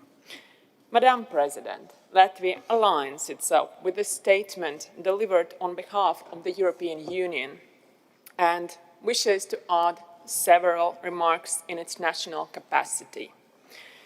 We remain steadfast in our support for the independence and impartiality of the Court, its officials, and all those who contribute to the fulfillment to its judicial mandate. We condemn all attacks, cyber attacks, threats, and disinformation aimed to undermine the rules-based international order. The ICC must be able to work without fear and free from external pressure. The credibility, oh my God, that's such a word, of international justice depends on it. Ladies and gentlemen, over a decade has passed since the beginning of Russia's aggression against Ukraine, and almost 4 years since a full-scale invasion. The human toll continues to grow, and the severe and widespread violation of international law committed shake the very foundations of the global legal order. Accountability has never been more urgent. We encourage the Court to persist in its efforts to bring all perpetrators to justice. In this context, accountability for the crime of aggression is a fundamental part in ensuring international peace and security. Latvia welcomes the special session on the review of the amendments of the crime of aggression held in July of this year, and stresses that this discussion must not remain theoretical. The ICC still does not have jurisdiction over the crime of aggression. We must keep moving forward and harmonize the jurisdiction of the Court. Latvia remains firmly committed to ending impunity for the gravest crimes of concern to the international community: war crimes, genocide, crimes against humanity, and the crime of aggression. Yet, this mission is not possible without the full and unconditional cooperation of all states parties. We therefore call upon all states to comply fully with their obligations under the Rome Statute, including financial contributions, arrest and surrender obligations, and cooperation in investigations and prosecutions. Madam President, ladies and gentlemen, the court is a cornerstone of international justice. Its strength lies not only in its legal mandate, but in its solidarity of its states parties. In that regard, Latvia congratulates Ukraine on becoming the 125th state party of the Rome Statute as of this year, and encourage Ukraine to ensure its swift implementation. In hindsight, it is regrettable that some states have announced their withdrawal from the Rome Statute. Turning away from the court does not serve justice, nor does it serve victims. We therefore encourage all states to reconsider such intentions and to remain with the Rome Statute system. Finally, Madam President and ladies and gentlemen, as state parties, we bear a collective responsibility to defend the Rome Statute and protect the values on which the court was founded. Latvia reaffirms its unwavering commitment to the fight against impunity and resolve to safeguard the integrity of the international rule of law. I thank you. I thank you for a statement, and I give floor to South Africa, His Excellency Andreas Nel, Deputy Minister of Justice and Constitutional Development.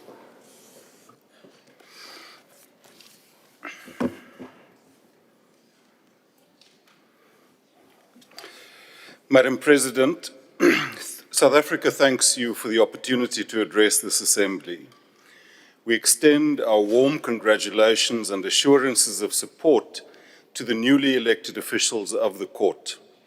South Africa reaffirms its steadfast commitment to the international rule of law, to justice, to accountability, and to the end of impunity. We also reaffirm, in the words of the leader's statement of the recent G20 summit, hosted by South Africa for the first time on the African continent under the theme Solidarity, Equality, Sustainability. And I quote, "Our commitment to strengthening multilateralism with the UN at its core, rooted in the principles of international law as they are reflected in the Charter of the United Nations." Similarly, we reaffirm our commitment, in the words of the same statement, to quote, "to reform the Security Council through a transformative reform that aligns it with the realities and demands of the 21st century, makes it more representative, inclusive, efficient, effective, democratic, and accountable, and more transparent to the whole of the UN membership," close quote. As states parties, we must be unequivocal. The credibility and durability of the International Criminal Court depends on the consistent, impartial, and non-selective application of international law. Regrettably, the court continues to face unacceptable external pressures, including sanctions, cyber attacks, and even arrest warrants issued against its judges and officials. These actions not only attack the court, but also the interests of victims and the collective investment of states parties in international justice and the rule of law. They must be resolutely rejected.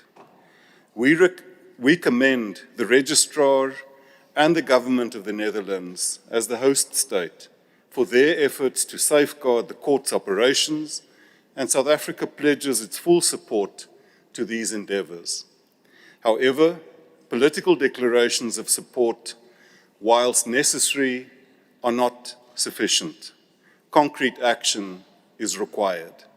We urge all states parties to adopt the necessary domestic legislation and procedures to fully enable cooperation with the court.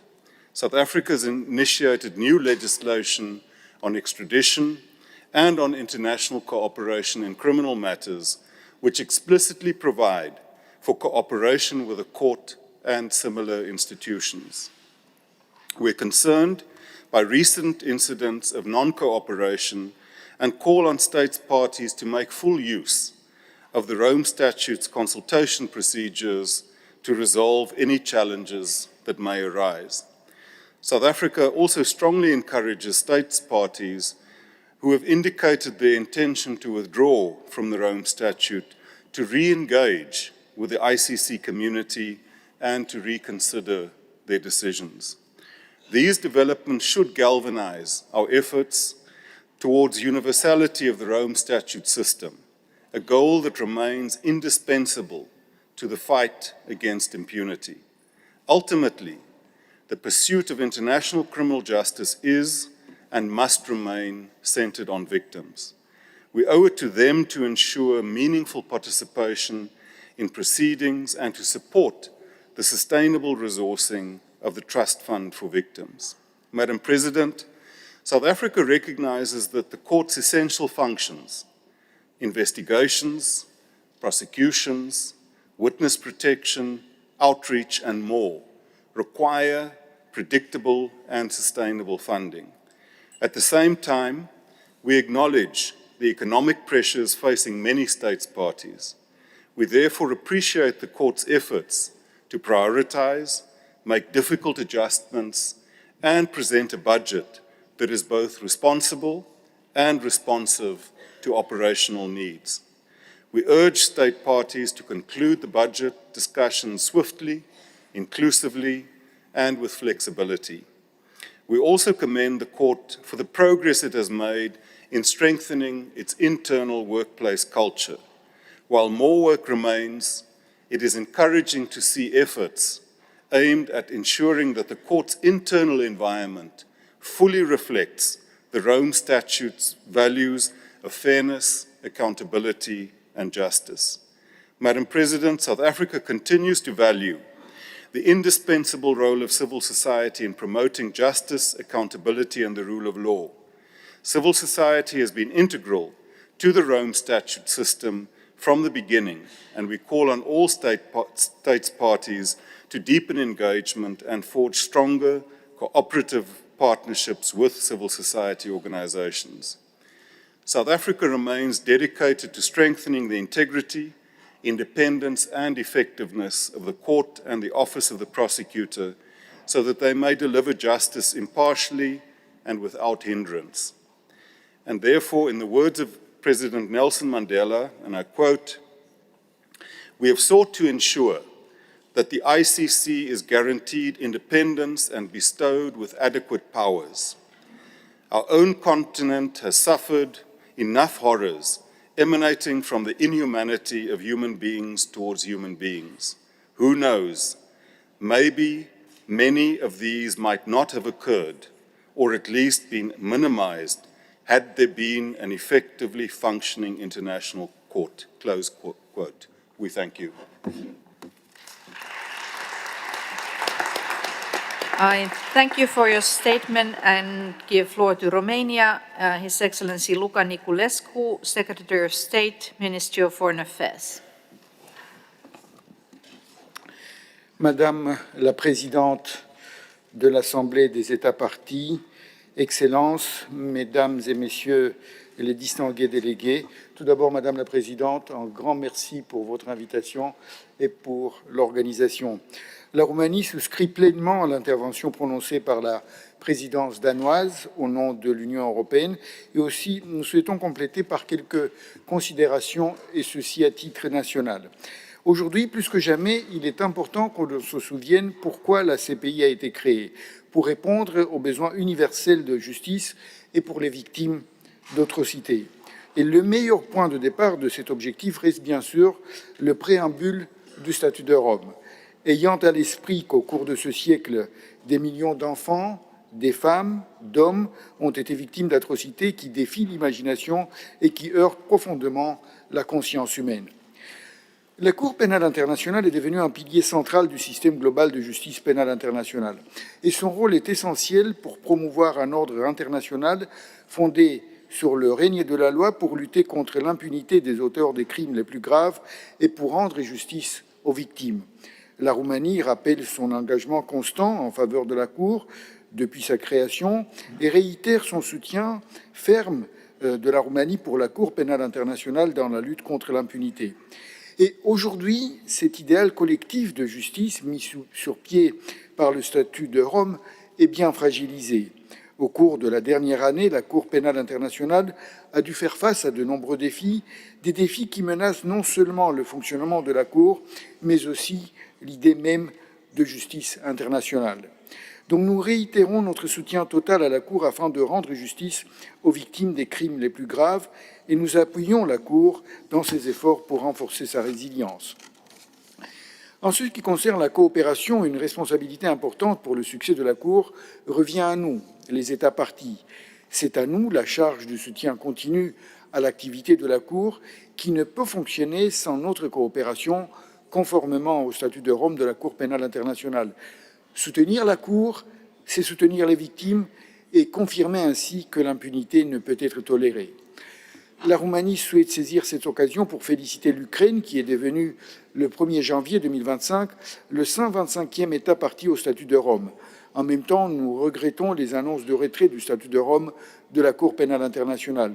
L'universalité du statut de Rome doit rester notre objectif commun. En même temps, la Cour a été également confrontée à des défis internes. Les allégations d'inconduite à l'encontre des responsables de la Cour doivent faire l'objet d'une enquête approfondie et être traitées de manière transparente et rapide, pour éviter ainsi toute vulnérabilité face aux critiques extérieures. Malgré les défis qui ont marqué cette année, la Cour pénale internationale a su démontrer une capacité d'adaptation et une résilience remarquables. La Cour a continué d'affirmer son mandat conformément au statut de Rome. En préservant sa mission, elle rappelle que la lutte contre l'impunité pour les crimes internationaux les plus graves et la protection des victimes restent des piliers essentiels de la justice internationale, même et surtout dans une période de turbulence que celle que nous traversons. La Cour et ses officiels peuvent compter sur le soutien continu de la Roumanie, qui est prête à discuter, à examiner des modalités pour permettre de renforcer cette résilience de la Cour. Merci beaucoup, Madame la Présidente.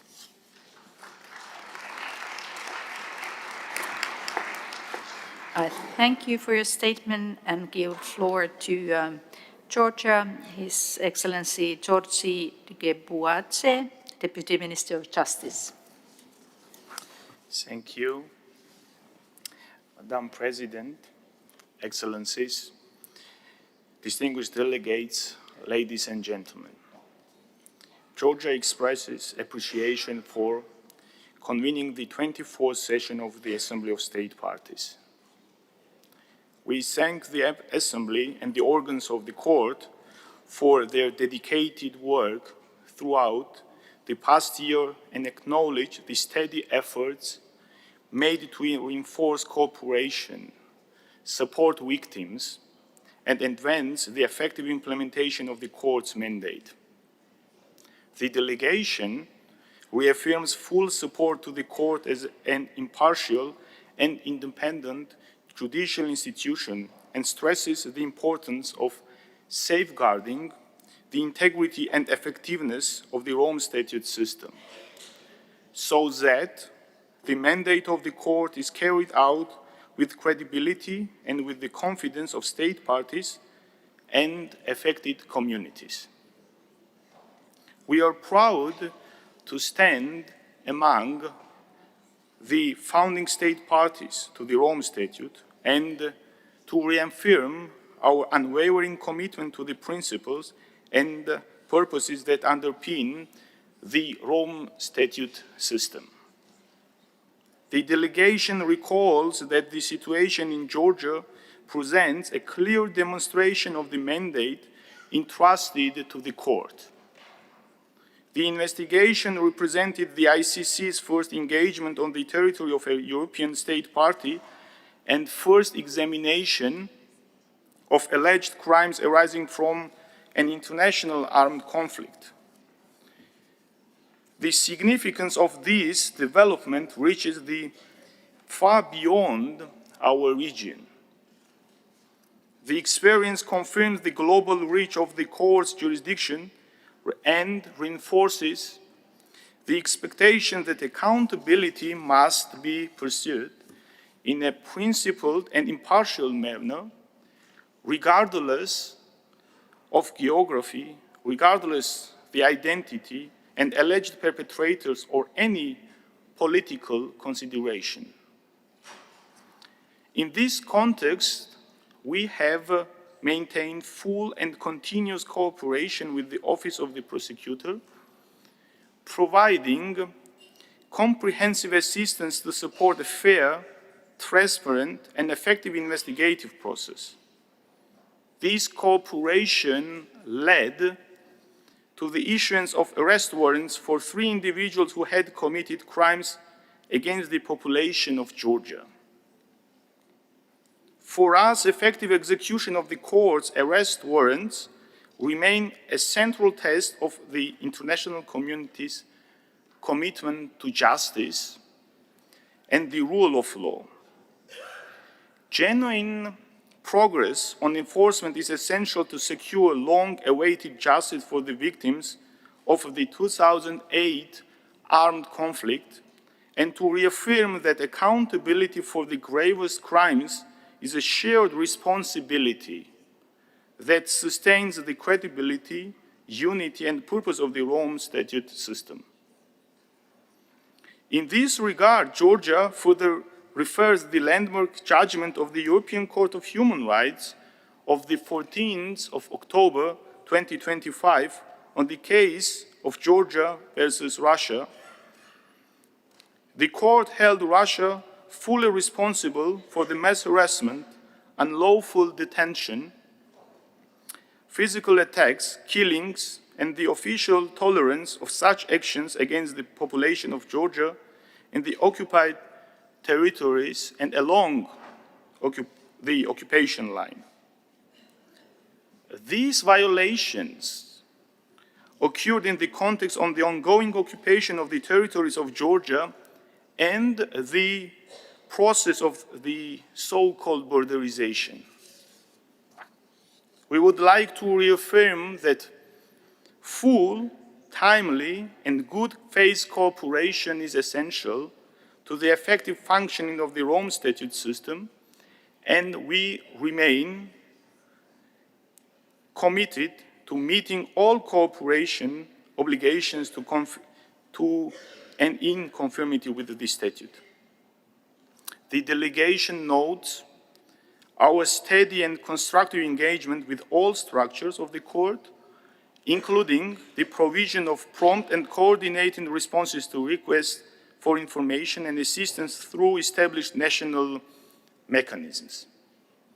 We continue to consolidate national cooperation arrangements through clear procedures, coordinated action, and strengthened institutional capacities, reflecting our firm conviction that consistent and reliable cooperation by all state parties is essential of safeguarding the authority of the court and sustaining confidence in the Rome Statute system. In closing, we reaffirm our deep commitment to the International Criminal Court and to the pursuit of accountability for the most serious crimes committed against the population of Georgia. There remains a clear and well-founded expectations among the people of Georgia and the wider international community that the court's arrest warrants will be executed without delay so that the victims of the August 2008 armed conflict receive the justice they have awaited with peace and dignity. In this regard, we will continue to work closely and constructively with the courts toward this objective and encourage all state parties to strengthen cooperation and coordinated action in support of effective implementation of the court's mandate, which is essential to maintaining confidence in the Rome Statute system.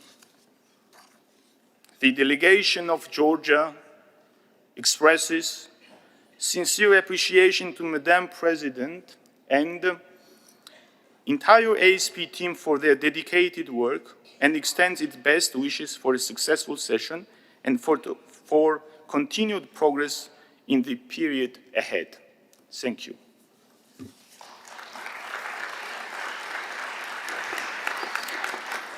I thank you for your statement and give floor to Ireland, Her Excellency Anne Derwin, Ambassador, Kingdom of the Netherlands. Madam President, Ireland associates itself with the statement made by Denmark on behalf of the European Union. Allow me to begin by thanking you, Madam President, as well as the officials of the ICC for your tireless efforts on behalf of the Court this year. I can assure you that Ireland remains a staunch supporter of both your work and the wider Rome Statute system. The world has never been more in need of the ICC's mandate to end impunity. Sadly, the ICC has also never faced greater external pressure due to the escalating level of threats and attacks directed against it. We are deeply concerned by the sanctions imposed by the US against court officials and those cooperating with it. We also condemn the recent cyber attacks against the ICC and the criminal proceedings against its judges instituted by Russia. All of us as state parties are the custodians of the ICC. Attacks against the court are attacks on the values that we collectively cherish: justice, accountability, and the rule of law. It is therefore incumbent upon each and every one of us to support the court in its time of need. We therefore welcome the opportunity provided by this year's thematic debate to discuss measures to protect and strengthen the court. I will now highlight what elements Ireland believes can contribute to this endeavour. Madam President, political support for the court is the bedrock on which all efforts to defend it must be built. In that vein, Ireland was honoured to host a visit of President Akane in July of this year, during which we reaffirmed our steadfast commitment to the ICC. Good faith cooperation by states parties in the investigation and prosecution of those responsible for international crimes is another necessary element. Ireland notes with regret the recent findings of non-cooperation delivered by the pre-trial chamber and urge all state parties to renew their commitment to assisting the court in line with their obligations under the Rome Statute. Sufficient financial resources are needed if the court is to have the strength to overcome its present challenges. In particular, we note the need to replenish the court's contingency fund. We welcome the recommendations of the Committee on Budget and Finance as a suitable basis to achieve this. We also commend the efforts that the court has made in moderating its proposed programme budget for next year.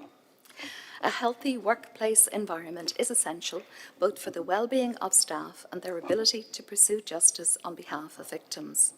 It is important that we foster an institution where everyone is respected and no one is above the rules. While we welcome efforts in the Hague Working Group this year to improve internal accountability at the court, it is clear that further improvements to the court's working environment are required. Finally, we must enhance the resilience of the court if it is to have the strength to withstand external attacks. Reliable service providers are needed to continue to engage with the ICC in spite of coercive measures. We acknowledge the impressive efforts of court officials, especially the registrar, in improving business continuity. Madam President, despite the formidable array of challenges faced, the ICC must be commended for continuing to progress its work. It has been a notable year for judicial developments. Amongst other achievements, we have seen 2 trial judgments, including the first in a situation referred by the UN Security Council, as well as the first conviction for gender persecution. These milestones demonstrate the continued relevance of the ICC in delivering justice for victims. Ireland also notes the progress that the Court has made in progressing its reparations mandate, with a record number of reparation programmes delivered restorative justice to affected individuals and communities. We hope that the first completion of a reparations programme in the Katanga case helps victims rebuild their lives with dignity. We recognise the invaluable contribution of the Trust Fund for Victims in delivering court-awarded reparations. As a regular contributor to the Trust Fund, we urge state parties to consider supporting its work, especially in the light of its increasing need to meet the demands of victims. Madam President, this year we also welcomed Ukraine as a new state party to the Rome Statute, highlighting the continuing significance of the court in an increasingly fractured world. We deeply regret any indications of an intent to withdraw, and we strongly encourage states concerned to engage with partners, including at this week's Assembly. Finally, Madam President, as we contemplate the current challenges facing the Court, we should take heart from what we have achieved thus far. If the drafters of the Rome Statute could overcome seemingly intractable obstacles to establish the first permanent international tribunal to try perpetrators of unimaginable crimes without fear or favour, then surely we can too unite to protect their legacy. Thank you, Madam President.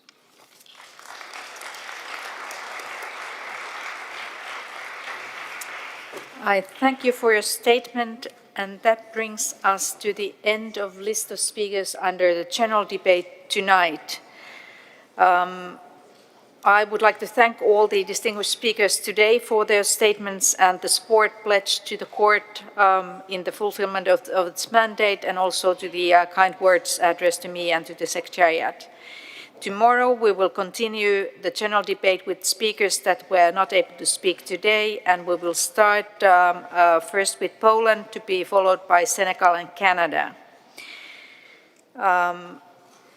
I would note that Venezuela has requested a right of reply, and normally it is delivered during the same day, so I would give the floor to Venezuela, and of course remind that we have spoken on that topic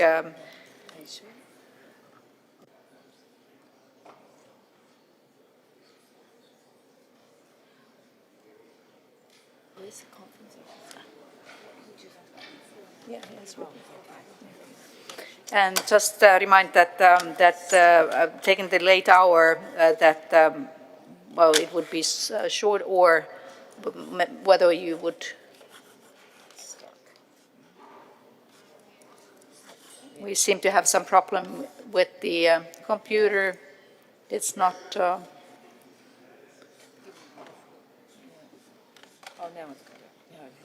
Now it works. Venezuela, you have the floor. Thank you, Madam President. Well, in fact, I know that you like very much my voice, but we haven't requested any right of reply. So thank you in any case for your kind possibility, but we haven't required anything for today. So have a nice evening. Thank you.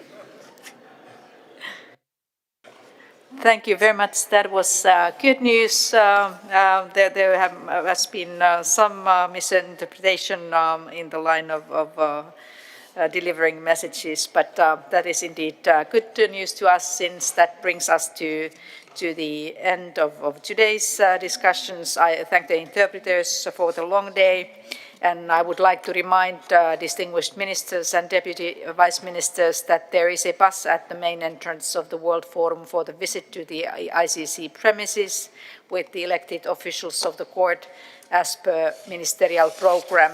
And we would request the ministers to gather 6:05 at the registration area, which is at the entrance, and for the bus departure that will take place 6:15 p.m. And I assume that there are no more requests for the floor, so the meeting is adjourned.